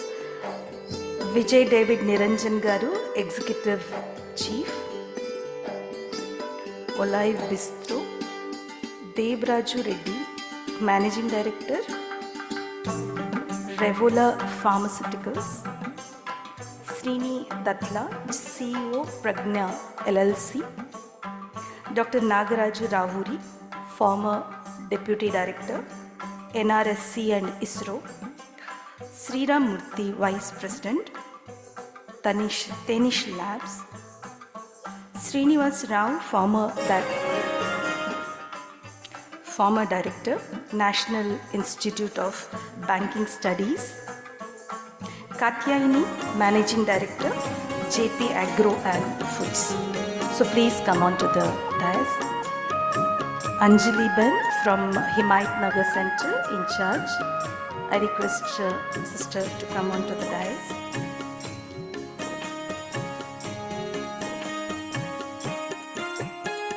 शुभ संकल्पों के दीप जलाएं अपने अपने मन में। शुभ संकल्पों के दीप जलाएं अपने अपने मन में। जग उजियारा होगा प्रेम से।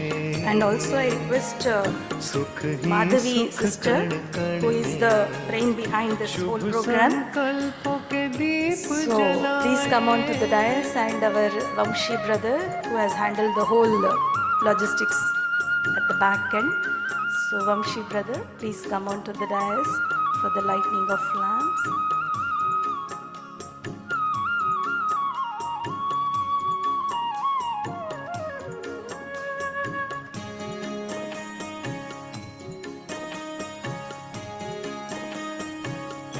And also Sai Prasad Bhaigaru है ये बेला and David ये Bhai. जग बदलने Hope we don't forget David Bhai, because he has given us such a beautiful music before the program.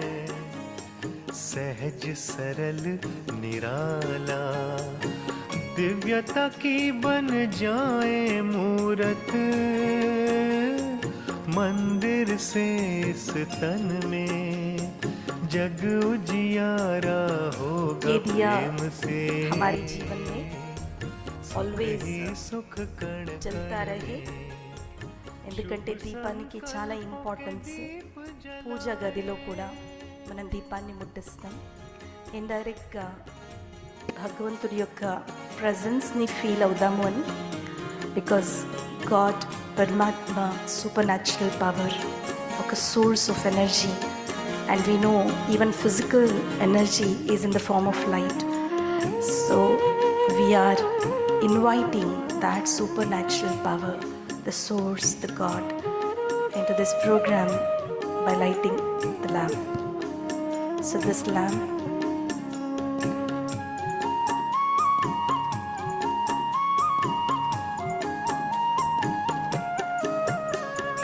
सबको सुख तुम देते जाओ, मगन रहो प्रभु प्यार में, प्रेम की धारा बहाते जाओ। अब तुम इस संसार में प्यारे प्रभु को पहचानो तुम।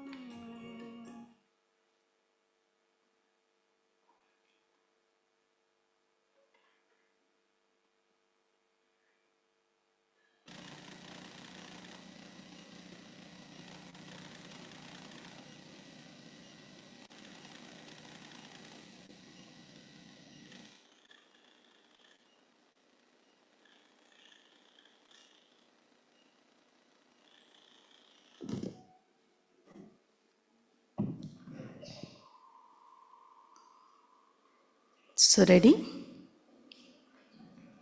Ready for panel discussion, all of you? You have number of questions, right? So even though I think, yeah.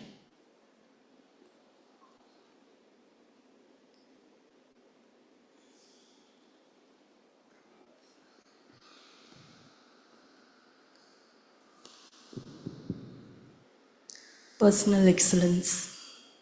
Each one of us want to be excellent in what I do, especially students in career and business success, right?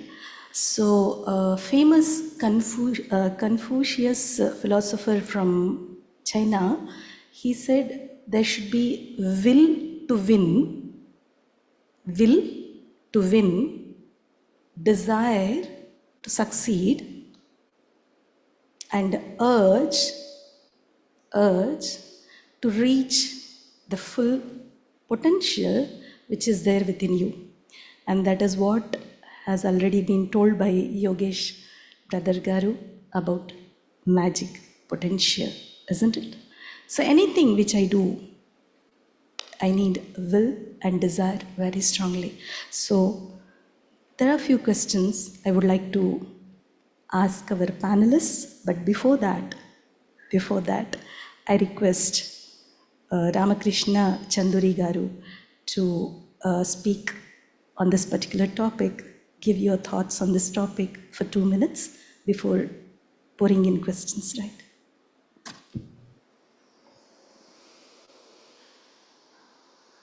Good morning to all of you. This is a very wide topic, and and most interesting issue. The point is, how do we achieve the success? Ultimate goal of all of us is to achieve success in various spheres of life, whether it is in education or whether it is in building up career, or ultimately, if you take up the business, it is in the business. So each has different elements and different goals and objectives. Now, coming to take any field, the most important quality one needs is the focus. You require absolute focus to achieve what you want. It starts from the childhood, in fact. So your success largely depends on your ability to focus on the issue which you take up, whether it is in the studies or whether it is in your career or later part to reach the very high positions in life, and ultimately deriving happiness when you look back your life at after a particular point of time. So my experience is, what I noticed is, how do you get the focus? That is what is most important, because focus is the key element for achieving excellence. So how do you get the focus? Focus, your openness first, willing to listen to others, not rigid with any topic, any issue which you take up. And when it comes to first I will address the youth, because who are studying MBA, I understand most of them. So for you, when you complete your course, you have to be clear about your goals, what exactly you want to achieve in life, and how do you take up your career. So you have different options. You may go for,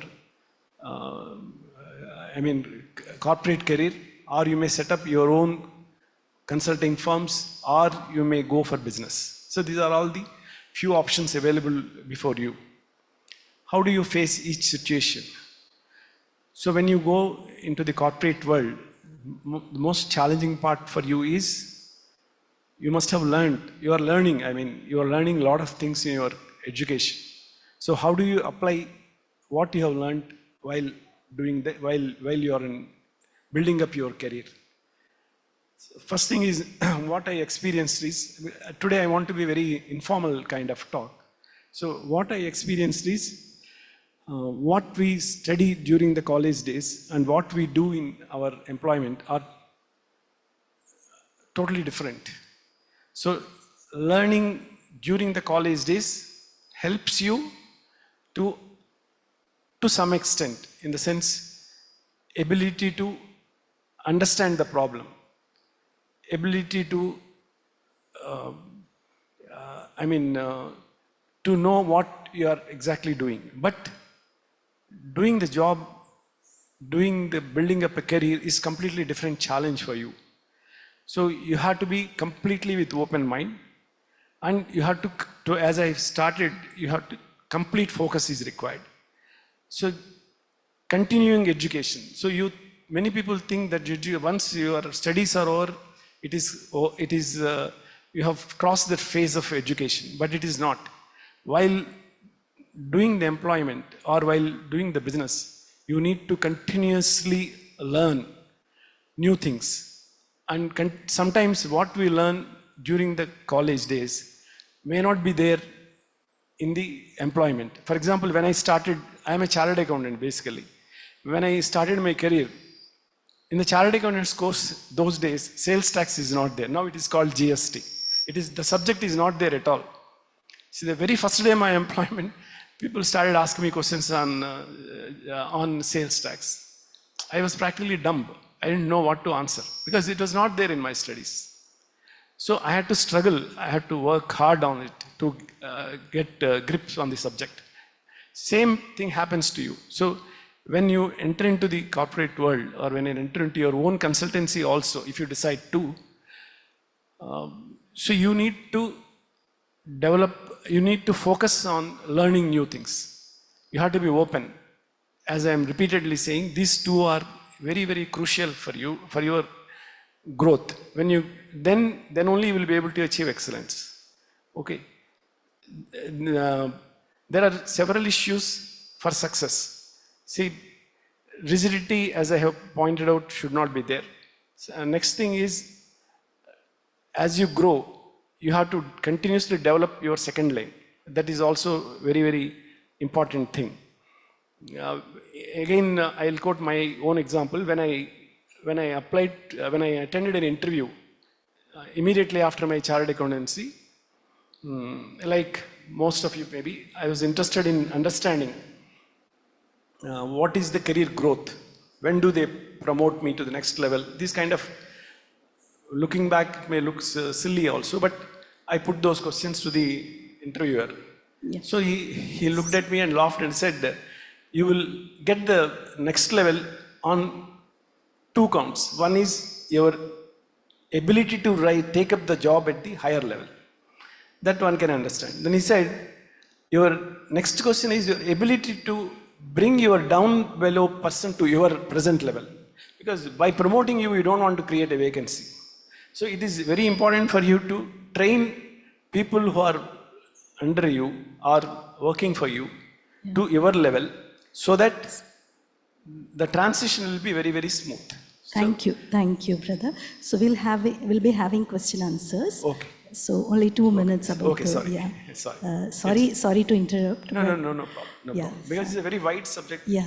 So we have questions. So we'll continue. We are there sure. here.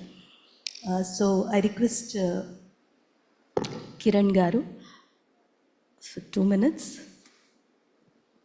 Your thoughts about the topic. It's working, right? Yeah. At the outset, respected Kuldeep ji, Ben Kuldeep ji, Justice Ishwaraya Garu, Ramakrishna Garu, and Yogesh ji, and distinguished members of the audience. Very honored to be here, and I thank the organizers for giving me an opportunity. I've been hearing about Brahma Kumari movement right since my 7th class. One of my maths teachers was part of the movement, but never had an opportunity to interact, and I guess it's destiny that today I'm here. So with that, I would, again, as Ramakrishna Garu said, personal excellence means many things to many people, but finally what personal excellence does is, it creates a brand, and a personal individual brand is very important for each one of us, because that is what we would be recognized, and all the assignments coming to us would depend upon what is that individual personal brand that you built. And of course, coming in from a finance industry and also from the venture capital industry, one of the absolute non-negotiable traits of this particular brand and personal excellence is integrity and honesty. Okay, because people always, as Ramakrishna Garu alluded, people always trust you with a small portion of their work or their task or their money. check you out. And as your ability to grow depends upon how you are able to deliver with absolute integrity and honesty. The second part is the friction in your career, in your journey reduces once you build your dependability, again based on trust and the same, because the cost of transactions significantly reduce. People are willing to offer you more because of that basic trait. So we can talk about a lot of other traits, including your consistency, your ability to take ownership, and as Yogesh Bhai mentioned in his this thing, your ability to stretch yourself, get out of your comfort zone, perform at the next level. So there are many traits which we'll discuss in detail as we go through the panel discussion. And I would definitely like to spend more time taking your questions so that we can specifically answer what is there on your mind. Okay, thank you.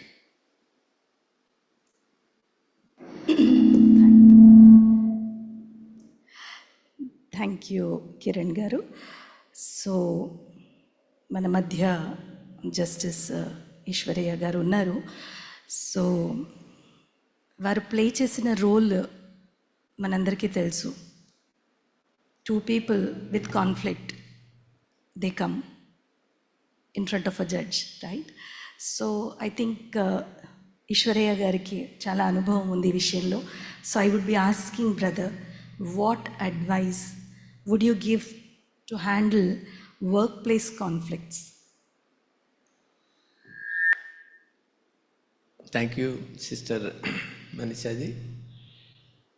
Today, on the umbrella subject of personal excellence for business strategy and success, brothers Mr. Ramkrishna and Kiran Garu was explaining a little bit about the personal excellence.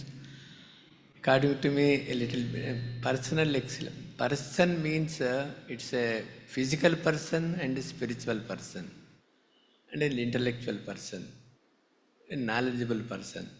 But without spirituality, how can we achieve the personal excellence? That means it should be a perfect person. Perfect means which education, which knowledge you will get the perfection unless spirit becomes the perfect.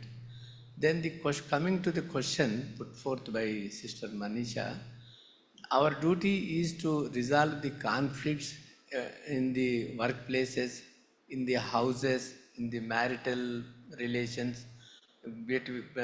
conflict between the government and the litigant public, commercial tax, sales tax, constitutional matters.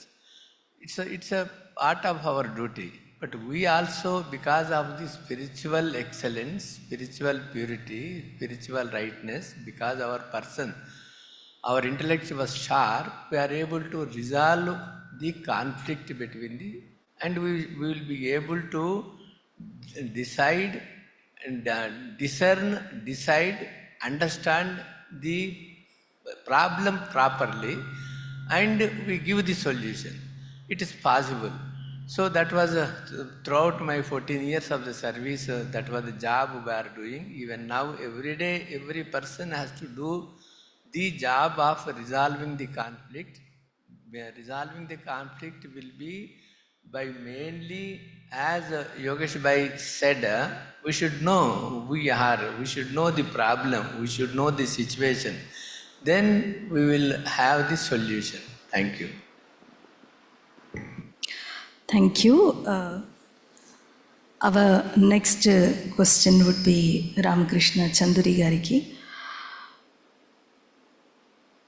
How can organizations engage younger generations to see the value of spirituality in their careers?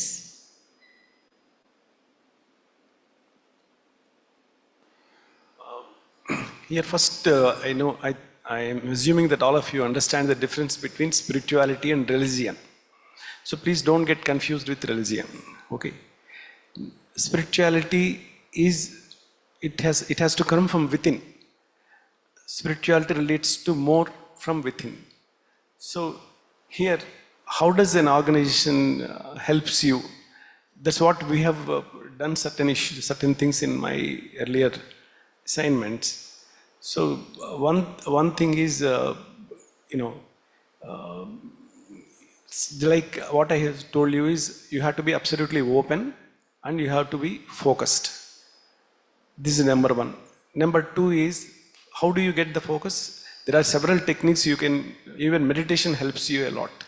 Meditation is a tool, but ultimate decision is yours. But meditation helps a lot. Second, that's what I noticed. Second thing is when in organizations we have done like conducting some courses. So those who are running businesses, they can take it. We called some experts in various fields and requested them to address our senior management. That has helped so that they will be open to the new ideas. And second thing is even to some extent making them to realize each one of them, they are not indispensable. So people may not like it, particularly those who are in higher positions, but organization interests are more important. So when we are leading the organization, we have to continuously create new level of management also for the future growth of the company, for continuing growth of the company. So this is also very, very important. So apart from that, see, we have also done some routine things like yoga classes, and we have done some, see, we have done, I think we have done one art of living classes also. There are several things we have done to motivate the employees to lead, like Kalluri Garu has pointed out, to lead with better thoughts, like make them more disciplined and corruption free, and engage more into the top management goals and targets. So as company part of strategy, we decide the goals on it year to year basis, and for which we work out we give various targets department wise and functional wise, and make all of them to work for achieving their goals. So here the next important role is the communication. So communication is the key thing. So whatever is the strategy or goals of the company, that should reach the lowest level. But all the total organization should be at the same wavelength, so that it is easy to, it is somewhat easy for the organization to reach the goals. So, and also it's even better if they are in a measurable form. So that is also very important. So see, the issue is spirituality, and certainly helps people to concentrate, and their ability to face the setbacks and ability to proceed in spite of conflicts. So spirituality plays a major role at the individual level. When it plays a major role in individuals, all individuals together forms a business or a company or a corporate. So it helps the organization. So it is my strong feeling is it is very important to inculcate this from the childhood, not at the when they reach the higher, when they reach the matured age levels, but even from the childhood it is important. As parents, I think all of us need to encourage that from the beginning. It's very, very important. So these are all my thoughts. So you agree that organizations should adopt spirituality? See, first it has to be at the individual. So that, like even individual level, we have to encourage them, so that they apply those principles in the organization. Because organization may not be able to do it always, because we have our own limitations. Yeah. So because we're running the business, when we are running the business, it may not be possible. So we have to do it in a subtle manner. Yeah, but there can be a back-end thought. Yeah. Thank you very much. And now, yeah, you can, yeah. So, spirituality, particularly when people are starting off on their career, is very important because in the long journey of our organizational career, and I'm sure Justice Ishwaraya Garu would have faced it many times, sometimes there is a conflict between what the organizational rule says and what is the right thing to do. The conflict between Nyaya and Dharma. Sometimes you feel you have to go that for keeping up the organizational dharma, you need to break or extend yourself, stretch yourself. And those are the times of conflict when your spirituality, your understanding of your inner self and your vision, which spirituality gives place a significant success, and that will pave a that will make the journey of your long-term success much more easier. So that's my take. Thank you, Kiran Garu. Yogesh Garu, would you like to say something about this question regarding? Yeah, I've spoken a lot already, so I wanted to give them the chance more to speak, but I completely agree with what they say. And in corporates that I go to, the word spirituality is not used, but the components of spirituality are used. So for example, I go into some organizations to train people how to manage your emotions, how to handle stress, how to communicate better, how to work with others. These are all the results of spirituality without calling it spirituality. We call them life skills or tools for successful working, but there is no substitute for that. For me, the essence of spirituality is how to manage yourself, take responsibility for your emotions, and therefore you can offer the best of you to the workforce. Thank you. My next question is to Kiran Garu. So, what daily habits or practices would you recommend to professionals seeking to excel both professionally and personally? Great question, and also a difficult question because no 2 days are the same. Okay, but at the same point of time, certain things which have personally helped me in my career is I take a little bit time every day morning to check out and plan my day. I have a weekly plan, and I ensure what parts of that weekly plan do I execute on a daily basis.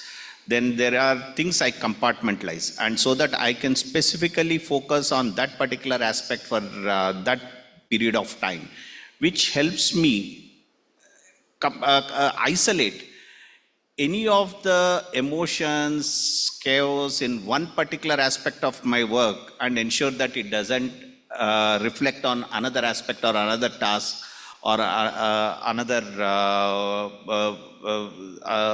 some another accomplishment that I need to go after. Okay. Then the second part is I ensure that I compartmentalize my family life from my work life. Okay, it's very common that some of the things probably you are angry that day for whatever reason, and as much as we all would like to practice and ensure that we don't get stressed or become emotional about certain things, it does happen.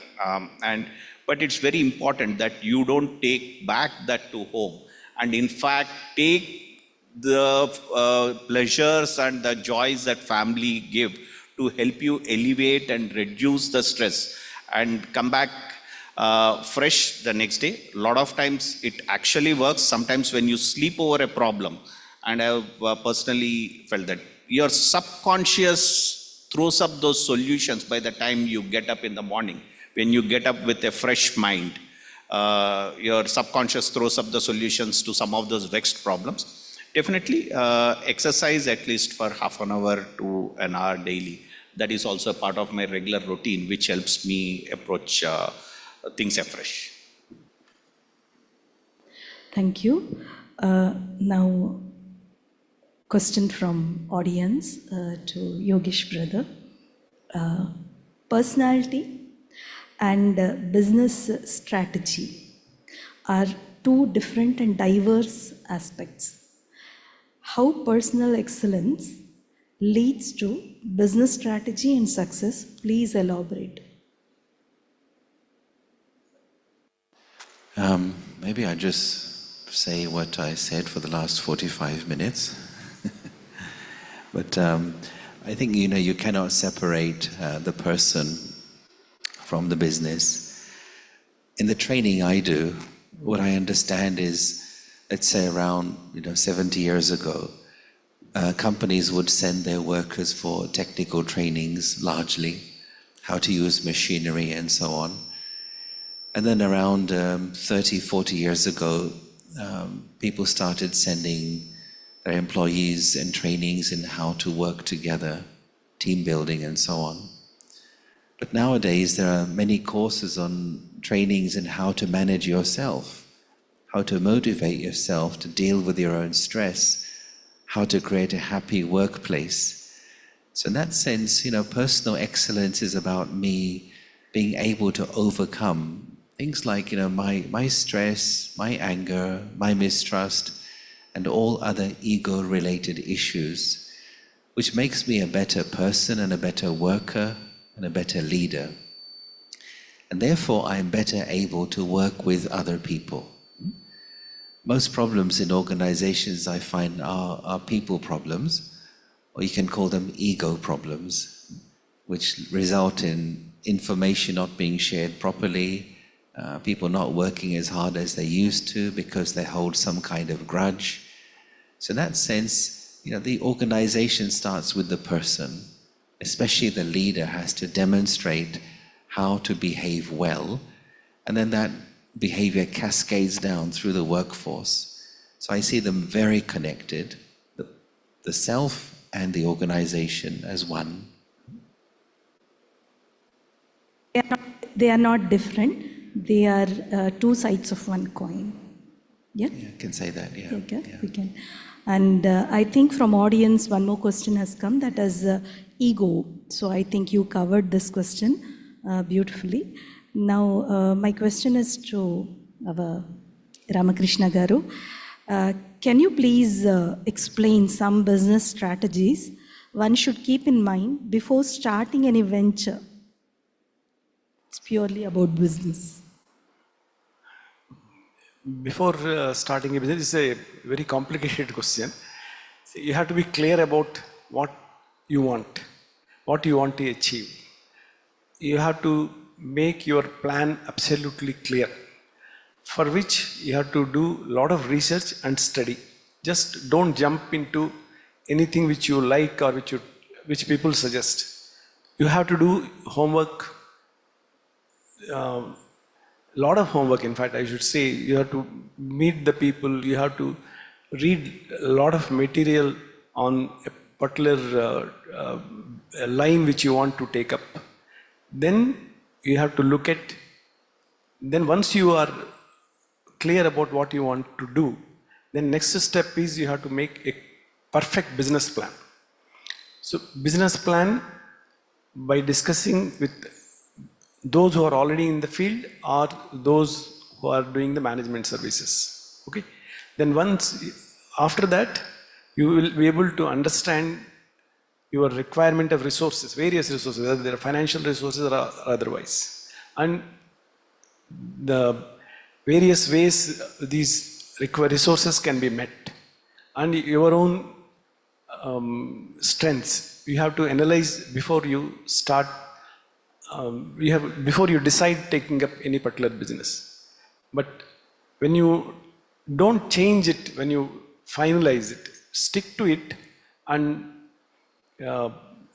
put all your best efforts.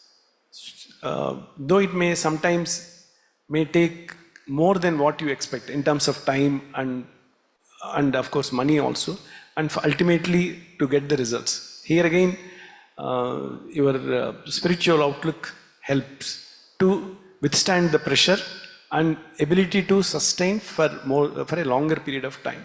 There are many businesses which are initial days may give problems, but don't get disheartened. You will be able to achieve success if you persist and sustain for a longer period. So when you, before you enter into it, you look at thoroughly whether you have the ability to sustain yourself is the most critical aspect. There are several avenues are there in our country today. So you be with open mind, and I'm sure as youngsters, there may be setbacks, but ultimately success is yours. Those who are having with total focus and courage and guts, I am 100% sure you will be able to do it.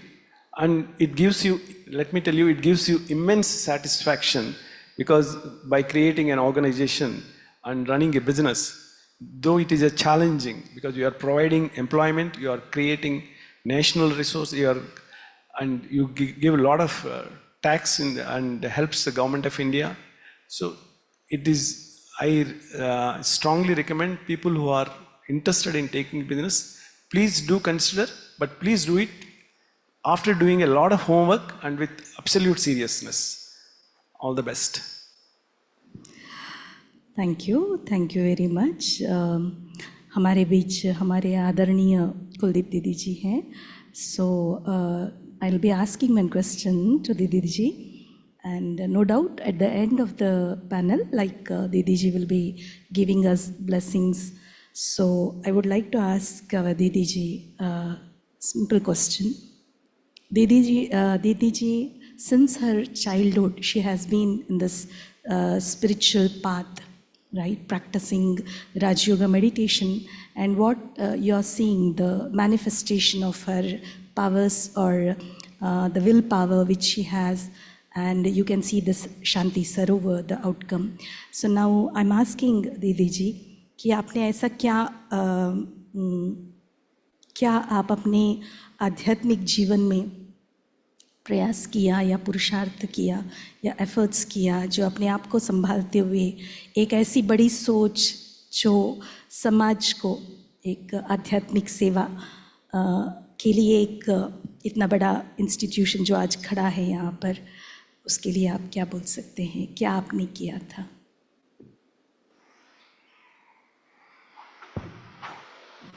Om Shanti. आज के मंच पर हमारे सभी अतिथियों का बहुत बहुत अभिनंदन है. तो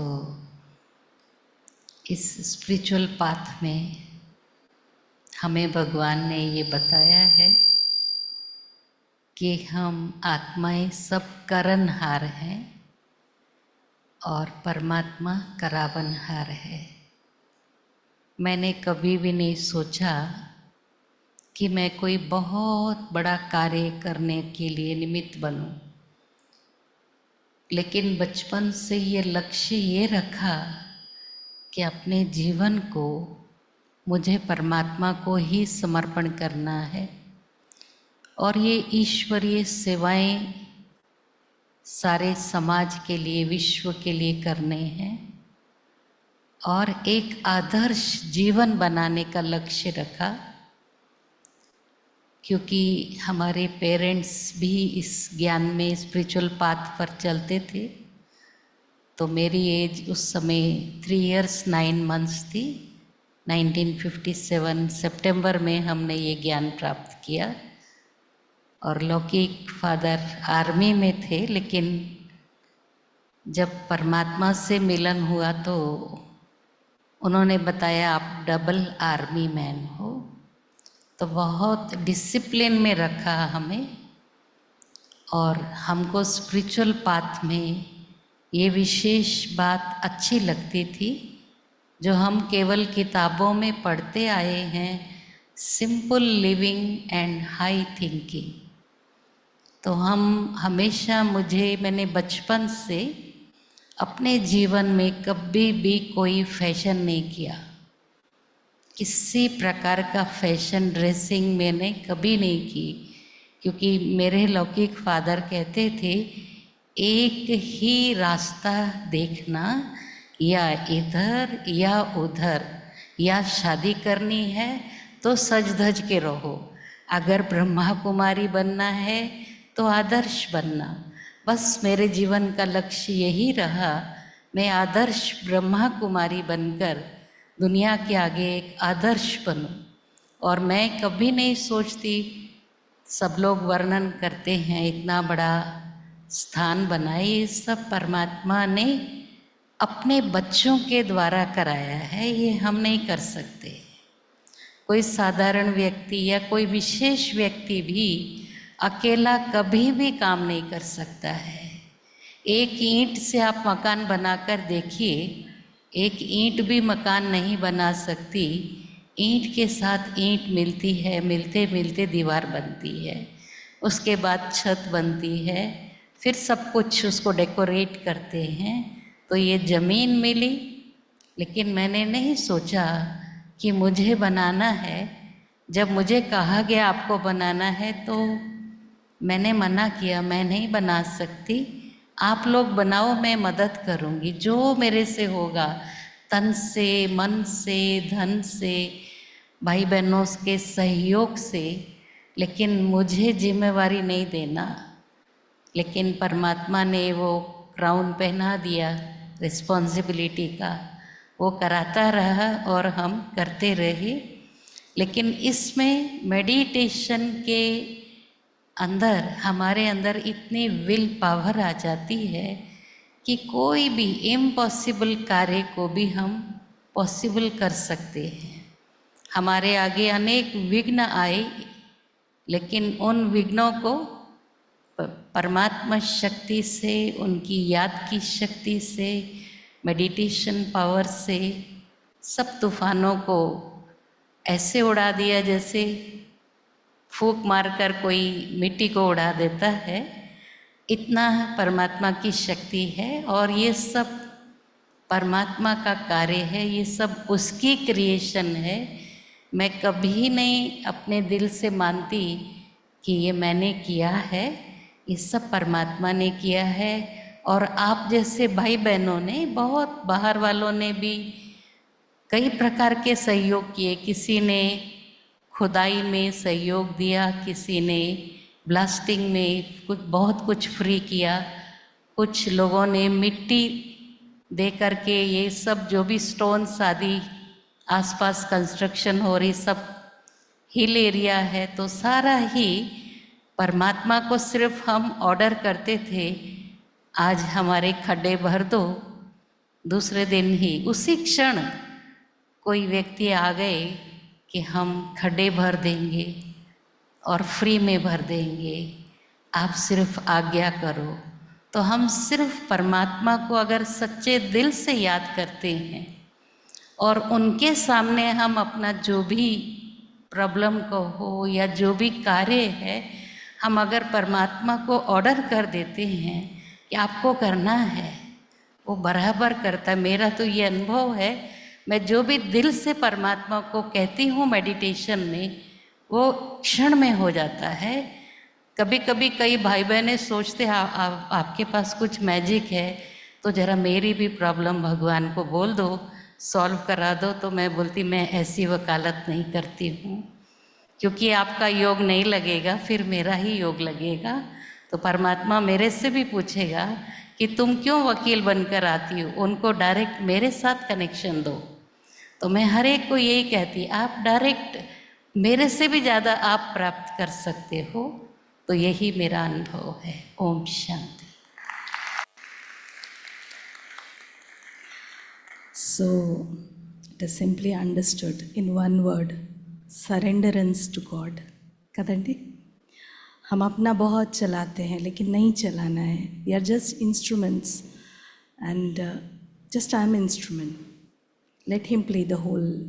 So, बहुत अच्छा, थैंक यू दीदी जी, बहुत सुंदर आपने दिया। एंड टाइम कंस्ट्रेंट है हमारे पास, तो इसलिए this question is for Kiran garu.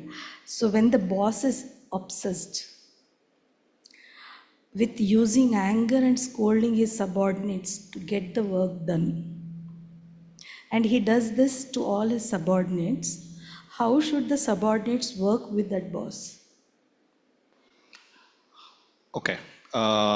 So one way of doing it is understand where the boss is coming from and what's the reason for the anxiety behind boss, either because he doesn't trust that you will be able to deliver, or sometimes it can be nature that people start getting fidgety even before the time starts. And I work with some bosses.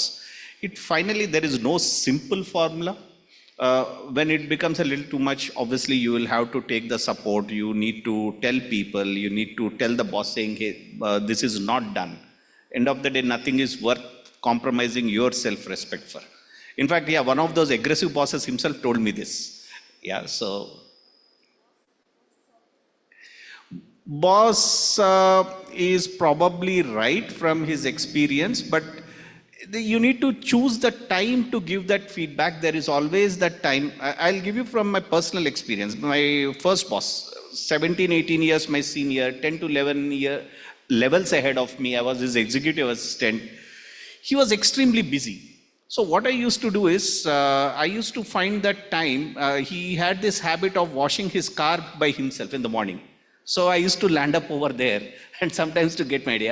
I used to hop into his car and try to discuss some of those things which I would not naturally get in the course of the day. So you need to identify. A lot of times I do this. I probably say, hey boss, typically I had bosses who were working outside of the country. They used to come for short visits.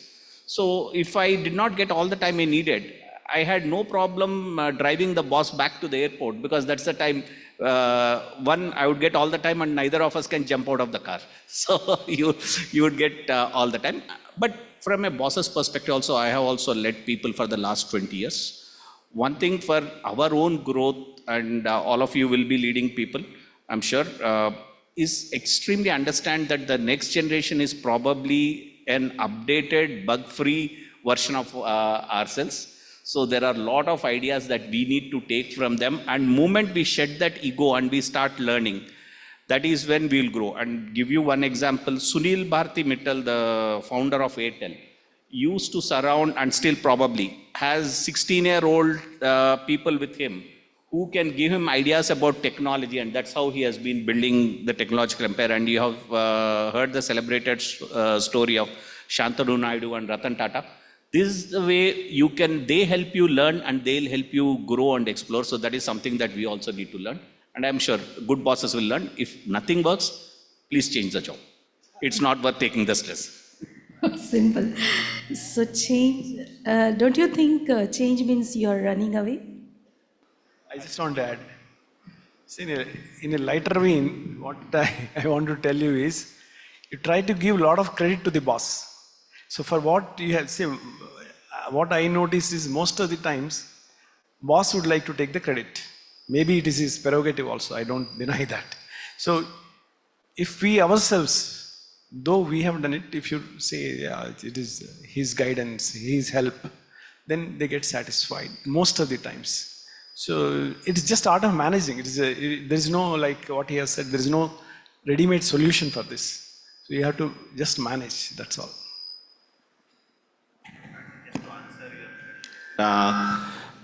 Telugu వస్తుంది అందరికీ, అంటే కొంతమందికి వచ్చు కదా. చిన్నప్పుడు సుమతి సత్కరం అనుకుంటు చదివాను, చేరి మూర్ఖుడిని రంజింపరాదు అని. So there is only a point till you invest, and after that if it is only causing losses, it is better to cut your losses and move ahead, because it is not as you are trying to keep on impressing and trying to satisfy somebody's ego, it also adds a lot of stress and causes internal damage to you. So probably it is not worth spending that time. It's not just about bosses. There are places where I felt I wasn't very happy doing that role or that job. Okay, but the organization structure is like that. Organization is not created for one person. It is created for the overall benefit of the entire employee, this thing, and a lot of rules are created to that. If it doesn't fit you, there's no harm saying that, hey, this is not something which is working out for me, and move out. And what, as I told at the beginning, some of these relationships strengthened. At that point of time, it looked stressful, but as we moved out, we probably respected each other better. It was an amicable separation, and that helped build that respect, and still we are very good friends after 20-30 years. And that is probably much better than trying to just dig in into the same hole and not get anything out of that. So one should have a right discrimination, proper understanding, that point where I should say, yes, it's okay, fine. Thank you. Now the question is to our Yogesh brother. If one practices ethics in business, is that close to spirituality? Ethics, was that the question? Yeah, it's definitely a part of spirituality. Ethics and values. Of course, it has to come from inside. It has to be a lifestyle rather than just a kind of policy. And as the old saying goes, your actions do speak louder than your words. So first to see myself, how do I treat my family members? How are those relationships? How do I treat my colleagues, my friends? If that's who I am, then it'll roll out into what I do. My doing should ideally be a reflection of my being, and then it has impact. Thank you. Next question is to our brother Ishwariya Garu. So, for someone juggling a full-time job and a long-term goal like UPSC preparation, how can one build the discipline and mindset required to consistently work towards the dream without burning out? You repeat. అంటే ఒకవైపు full time job, రెండో వైపు dream UPSC preparation. So at the same time I need discipline and proper mindset. So उसको मैं consistently रखूं कैसे? burnout भी नहीं होना है. A person has got a full-time job and he has got a higher desire, a higher goal to achieve it. Then how to achieve it without burning himself?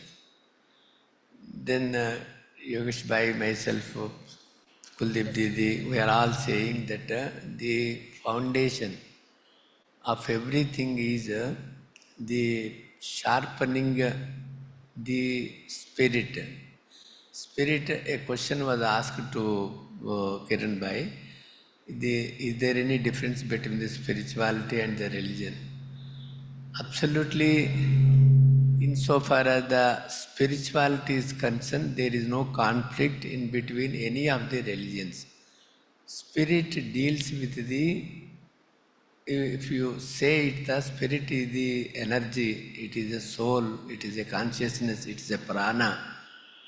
That means the spirit, if it is in its original form, original nature of the purity, peace, happiness, your intellect is very sharp and need not burn out anything.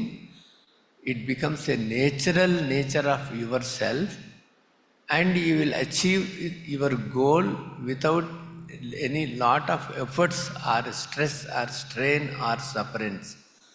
It is a practical. Several persons who is following the spirituality in many fields, as a scientists, as engineers, as doctors, as judges, as lawyers, as business people, or entrepreneurs, they are succeeding.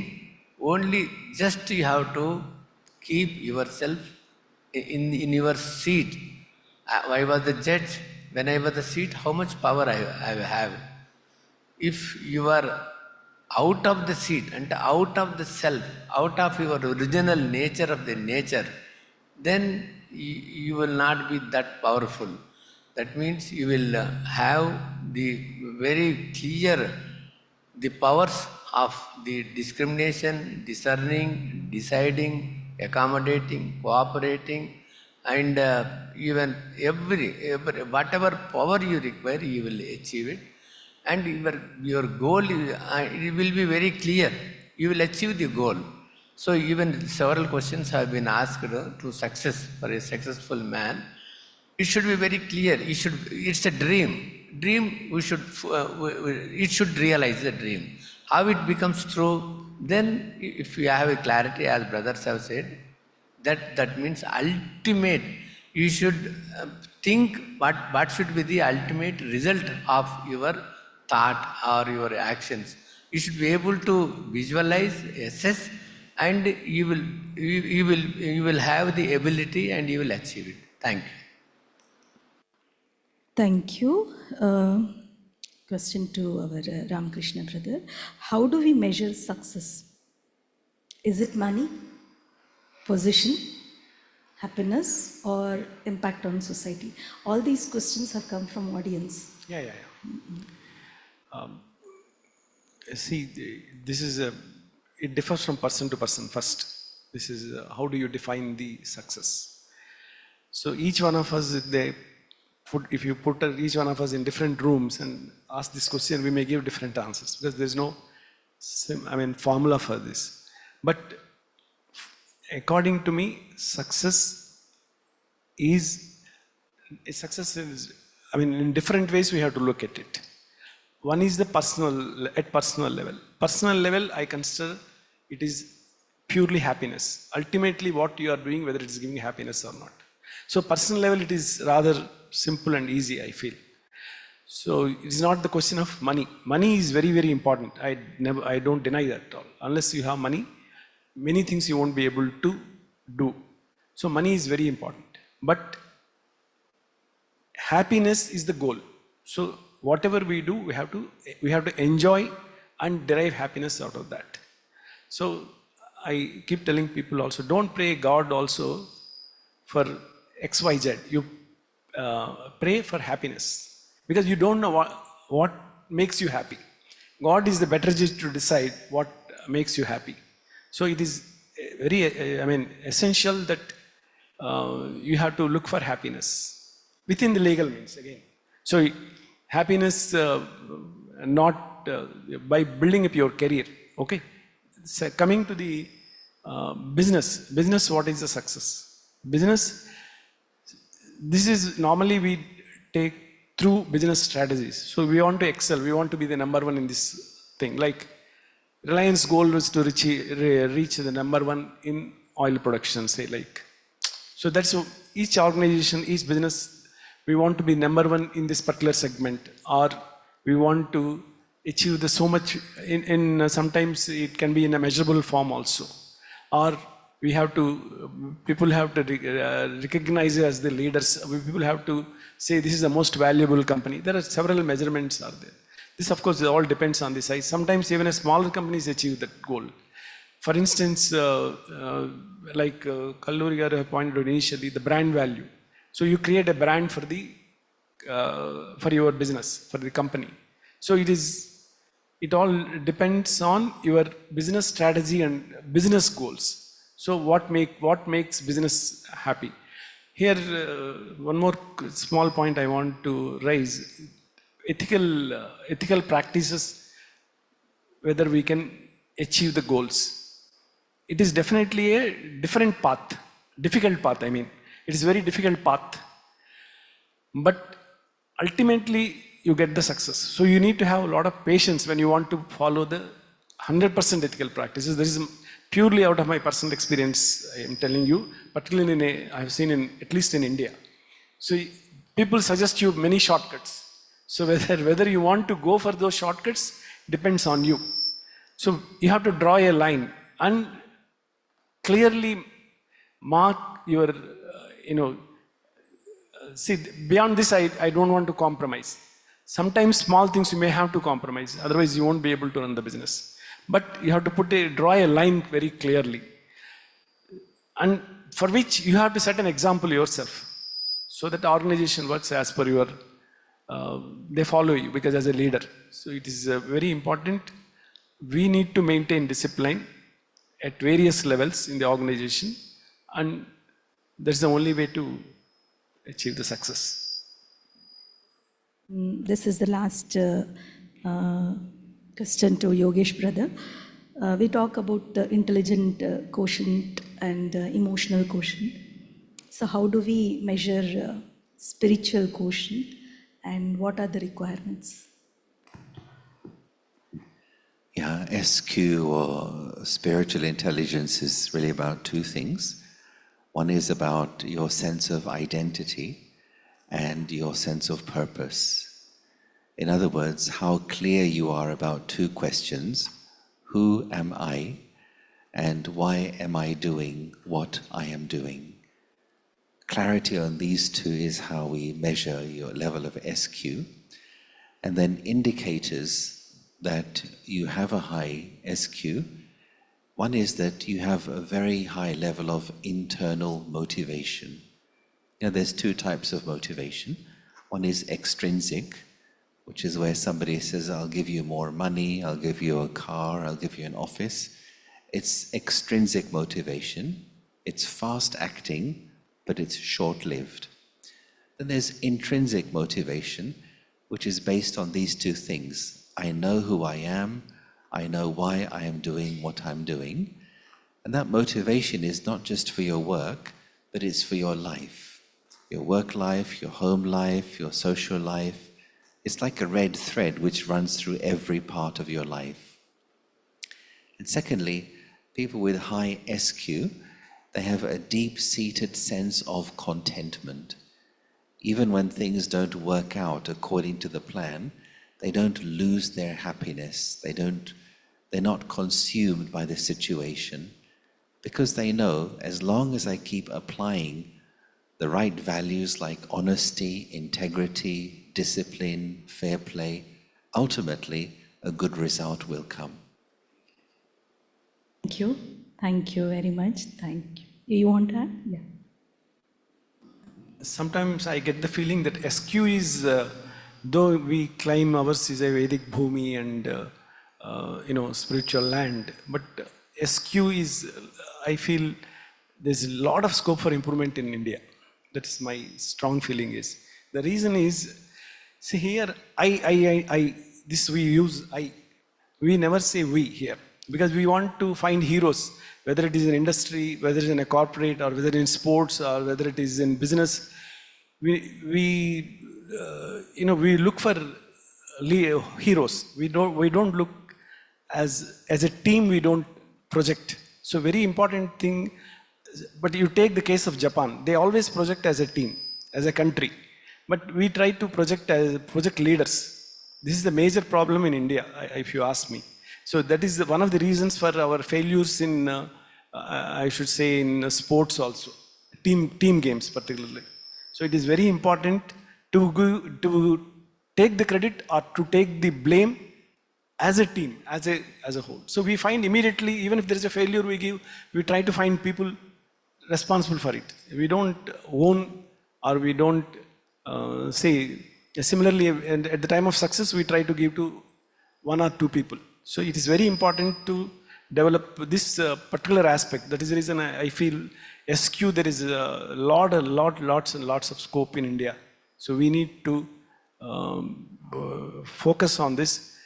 Though we claim that we are spiritually advanced country as compared to the Western countries. So it's very, very important for us.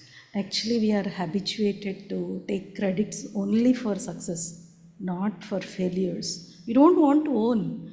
Even if I do a mistake also, as our Yogesh brother, I don't know I'm doing that mistake. But we don't want to own it actually when it is. So now it's a time for blessings. And our Didiji is there. So I request our highly esteemed Kuldeep Didiji to give blessings, as from few colleges students have come, and also our other guests are there. So I request Kuldeep Didiji. Om Shanti. हम सभी आज एक ऐसे स्थान पर बैठे हैं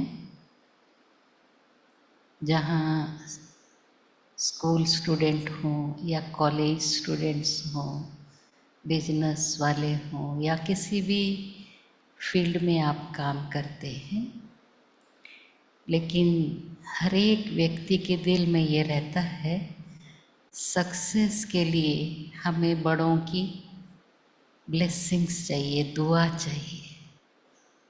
blessings हमेशा मनुष्यों को अपलिफ्ट करते हैं। जैसे लिफ्ट में हम किसी भी फ्लोर पर जाना है, मेहनत नहीं है, बटन दबाओ वहाँ पहुँच जाते हैं। इसी प्रकार ब्लेसिंग कब मिलती हैं? जब हम किसी व्यक्ति को अंदर से गुड विशेस देते हैं, उसको हम सुख शांति का अनुभव कराते हैं, उसके दिल से दुआ निकलती है। ब्लेसिंग अगर हम केवल किसी के आगे सिर दे देते हैं, आप हमें ब्लेस करो, लेकिन ब्लेसिंग दिल से आती है। जब हम किसी का दिल जीत लेते हैं, कुछ ऐसा काम करके दिखाते हैं जो व्यक्ति दिल से कहे भगवान इसको इतना देना, कभी कुछ कमी ना रहे। और हमेशा कहते बद्दुआओं से डरो, और कुछ हो जाता है तो कहते पता नहीं किसकी बद्दुआ लगी, मेरा बिजनेस ही पूरा चला गया। या हम पढ़ने वाले कहते मैं फेल हो गया, कभी फेल नहीं हुआ, पता नहीं किसकी बद्दुआ लगी। तो हम ऐसा कर्म करें ही क्यों जो हमें किसी की बद्दुआ लगे। हमेशा हर एक के लिए हम शुभ सोचें और शुभ करें। शुभ भावना, शुभ कामना हमें बहुत आगे बढ़ाती है, क्योंकि हम हमेशा सोचते हैं किसी के लिए अच्छा सोचना, अच्छा बोलना, इसमें हमारा खर्चा नहीं होता है, इससे सब खुश हो जाते हैं। लेकिन मिठाई खिलाने में या किसी का गेस्ट का आदर करने में हमें खर्चा करना पड़ता है। मीठा बोलने में कोई खर्चा नहीं है। मीठा बोलने से आपकी डायबिटीज़ भी नहीं बढ़ेगी, मीठा खाने से बढ़ सकती है। तो इसलिए जैसे मेरे बाजू के रामकृष्ण जी बोल रहे थे, भगवान से कुछ मत मांगो, लेकिन हम सुख शांति प्राप्त करें बस। तो भगवान भी कहते हैं मांगना नहीं है, पर मेरे से अपना रिलेशन अच्छा रखो। जब हमारे माता पिता से रिलेशन अच्छा है तो जो भी उनकी प्रॉपर्टी है वो हमें ही मिलेगी।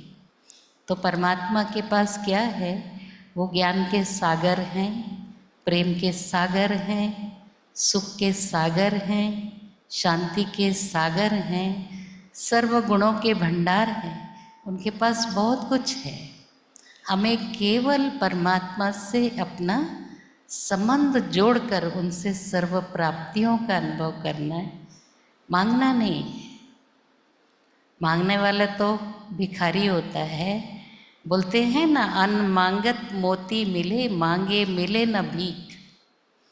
मांगने वाले को कोई नहीं देता है, जो नहीं मांगता है उसे सब कुछ मिलता है। तो परमात्मा से भी हमें मांगना नहीं है, केवल सच्चे दिल से, प्यार से उनको सर्व संबंधों से याद करना है। हम केवल भक्ति मार्ग में ऐसे कहकर खुश कर देते, त्वमेव माताश्च पिता तुमेव, तुमेव बंधुश्च सखा तुमेव, तुमेव विद्या द्रविणम तुमेव, तुमेव सर्वम मम देव देवा।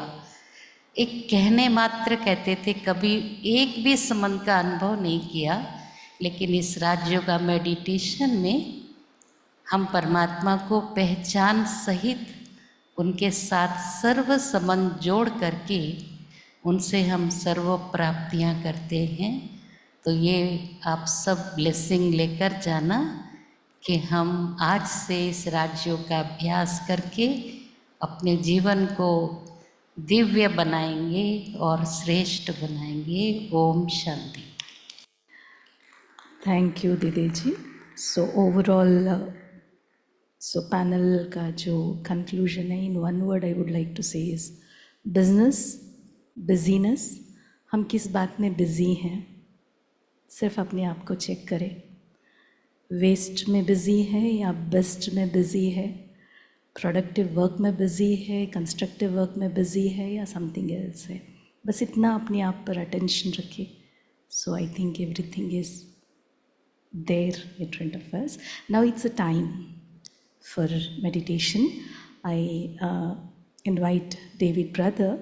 So he has been giving a beautiful music, so background music for meditation.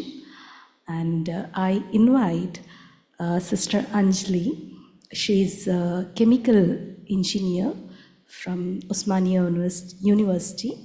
And she's in charge of Himayat Nagar branch, Brahma Kumari's branch.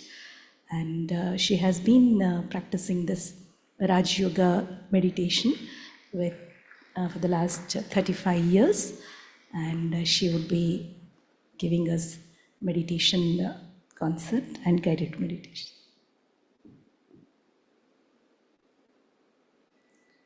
Om Shanti. So, the exchange of thoughts which was going on till now, all of us were engrossed in that, I am sure. So from talk and sound, we will go into silence now. Okay? And going into silence doesn't mean that we try to stop our thoughts inside us, because that is not the aim of meditation at all, or that is not the way meditation is done. So in meditation actually we bring lot of elevated thoughts within ourselves, and these elevated thoughts help us to be very, very energized, feel good, feel powerful inside us, so that whatever tasks we have taken up, we are able to do those tasks. Now, the panelists were talking of integrity, honesty, lot of values. From where will these values come? Where are these values? Somewhere outside? No, all of us know it's not outside. They're all inside us. And what we have to do is, we have to energize, give energy to these values, so that we can put them into practice in the outside world.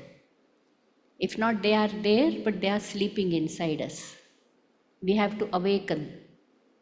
So that awakening of the values and putting the values to use is what is actually in the Brahma Kumari's taught Raja Yoga meditation. So I will conduct the meditation, but before that, a small thing I want to add, because lot of talk on management was going on. Now this word management, M-A-N-A-G-E-M-E-N-T, okay? If you cut the T part, what's it? M-A-N-A-G-E-M-E-N, manage men, right? Remove the N part, manage me, okay? Then remove the E part. Is something coming up? Is something coming up? Man, a gem, right? M-A-N-A-G-E-M, a man, a gem. So as Brother Yogesh Ji was saying, that it's continuity, it's not this is different and that is different. So if I start understanding what a gem of a person I am, then whatever I conduct, I will do it in that sense, right? So first we need to understand that I have a lot of all these values inside me. And how can you experience that? By connecting to the Almighty, who is an ocean of all the values. God is ocean of love, God is ocean of power, God is ocean of knowledge, all the wisdom God has it. So I connect myself to Him and download everything. into myself. And then put it into an organization, use it with your boss. I was listening that the boss is angry. So use these powers of peace, love. My boss is a very nice person. Say that inside yourself with conviction. You have to be very convinced. Then things start happening over there. So this is only the first. I think, how many of you have been doing meditation? Anybody who's been practicing? Okay. Some of you are doing it. Most of you do not. So this is your first attempt at meditation, I would say. So we will do a small trial. So all of you sit straight. Yes. Okay. Why I am saying straight? Leave the back of your chairs. If not, अच्छा auditorium है, नींद भी आ सकती है. So sit straight. This is Raj Yoga meditation. A meditation which is trying to make ourselves as the Raja. I am the king of myself. I am the master of all my indriyas. So the posture automatically becomes like the Raja, the alert, awakened one. For a few moments now,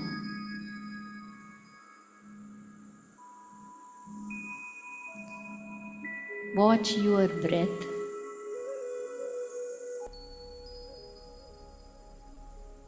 How the process of breathing is going on.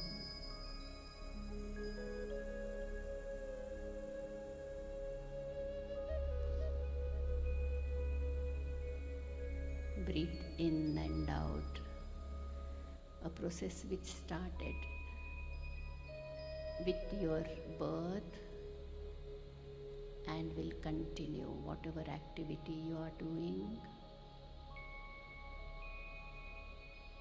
And it is only death which stops this process. Just watch your breath. In, out, in, out.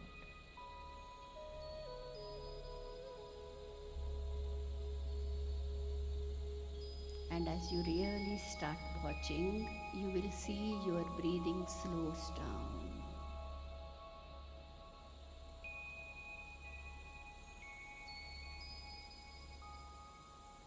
Let's go a bit deeper. Watch your thoughts.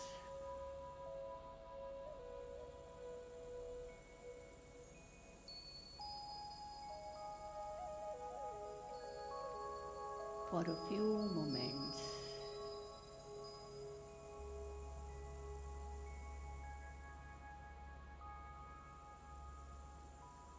As you listen to this beautiful flute,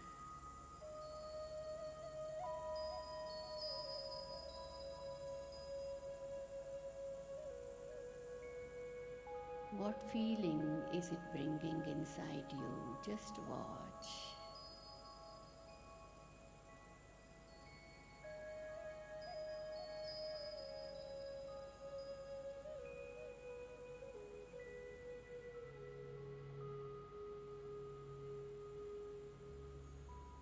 You are free of all the baggages.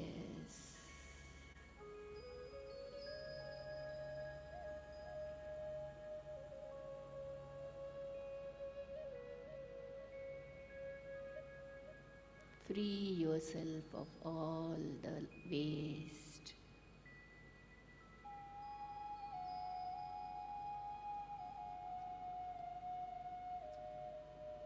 When you free yourself of all the baggages, your mind is free and like a shining star.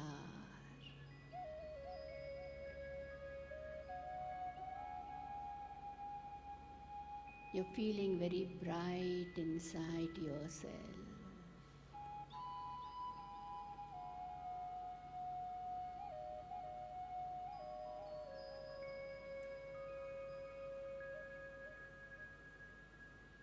Future is bright as your present is bright.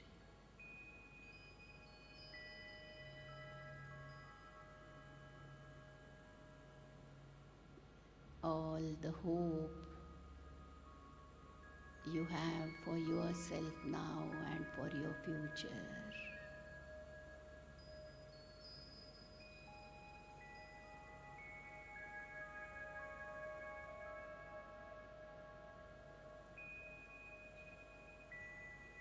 Deep inside,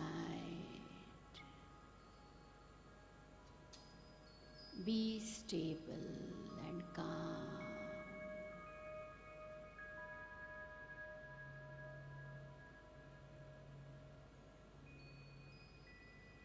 This calmness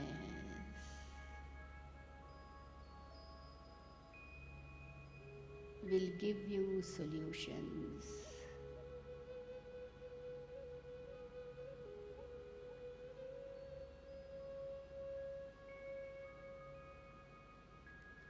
Open up yourself from inside to the universe, to the nature, to the people.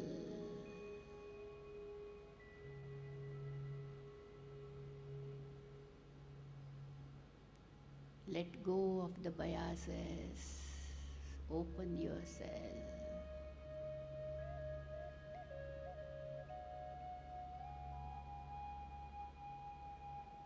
Then God is filling you with all the blessings.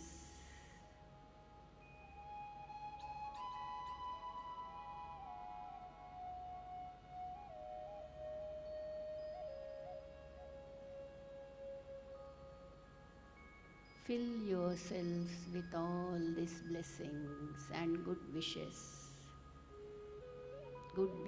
from others.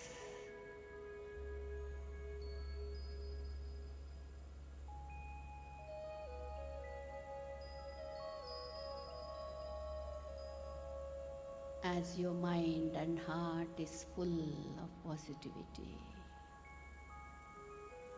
now open your eyes and give back this positivity to the world.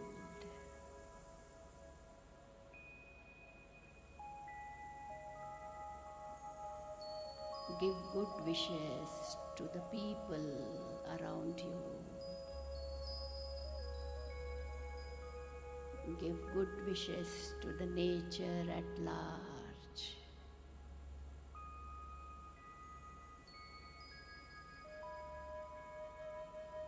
Have good wishes for your business and organization.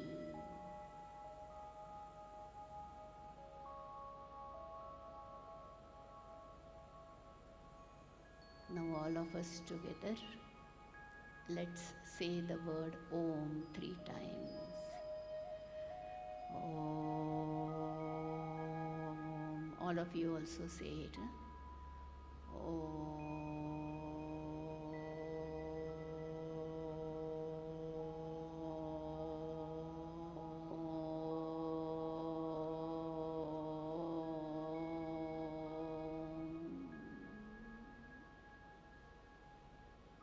This was for yourself. Now the second time we say Om, it is for the people of the world, the divine vibration of Om. Let us say it together again.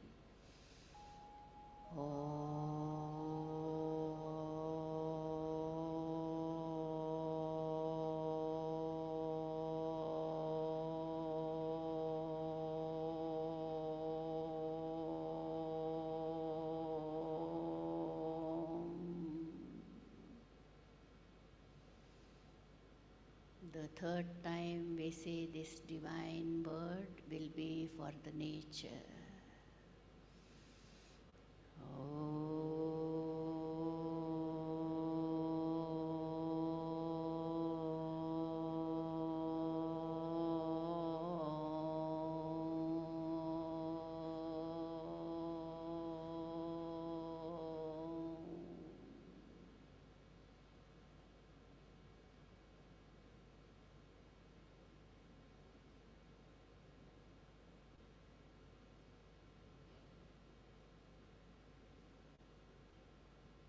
Feel the vibrations.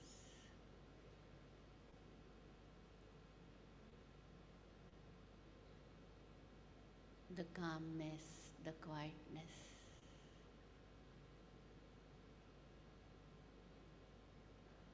The beautiful silence. Open your eyes if you have closed them.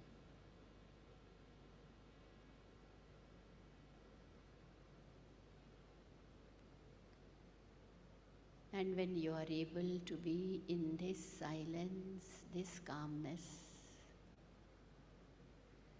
solutions automatically you will get touched. Because in this calmness, we are totally egoless. And when we are egoless, God starts helping us. We experience God helping us. If not, we always think, I am doing it, I am doing it. And when God helps, He is ocean of wisdom and ocean of power. So His power, His wisdom is at work, and success is going to be yours. Thank you, all of you.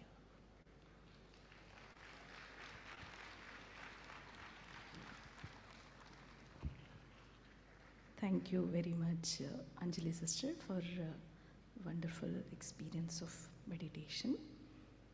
Now I request Brother Sri Ram Murthy Garu, please give your vote of thanks.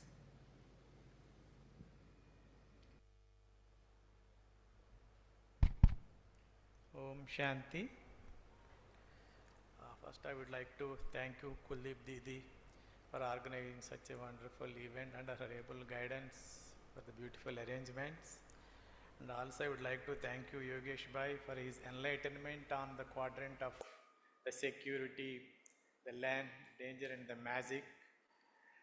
And I would also like to thank you, Ramakrishna Chunduri Garu and Kiran Kumar Kalluri Garu, for your time, presence, and the words of wisdom to the young audience. And I would like to thank you also, Brother David, for his wonderful divine music. It's very soothing. And also Sister Anjali for a beautiful meditation experience. And I would also like to thank you, Sister Manisha, for nice conducting of the program throughout. And Brahma Kumari's Business and Industry Wing for conducting such a nice program, and Team Santi Sarovar for all the beautiful arrangements. And least but not the least, I think I would like to thank you, the audience who are taking time out on a Sunday, and I see all the young graduates. I hope they immensely benefited out of this program. And I would like to thank the God for making me part of this event and having a wonderful experience with the distinguished guest panelists and sisters. Om Shanti.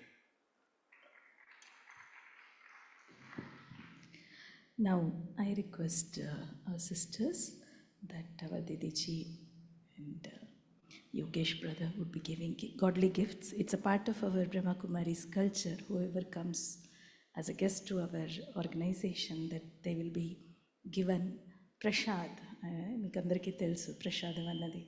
So compulsory adi. And it's a part of our culture. So prashadamu and the token of gift as a like remembrance. So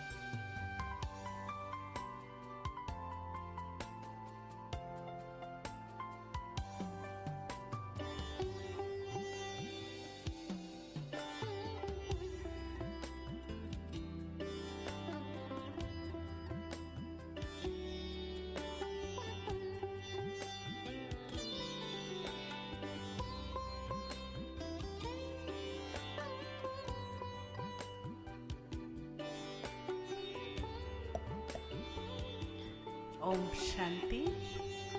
Thank you everyone for your participation to make this program so successful.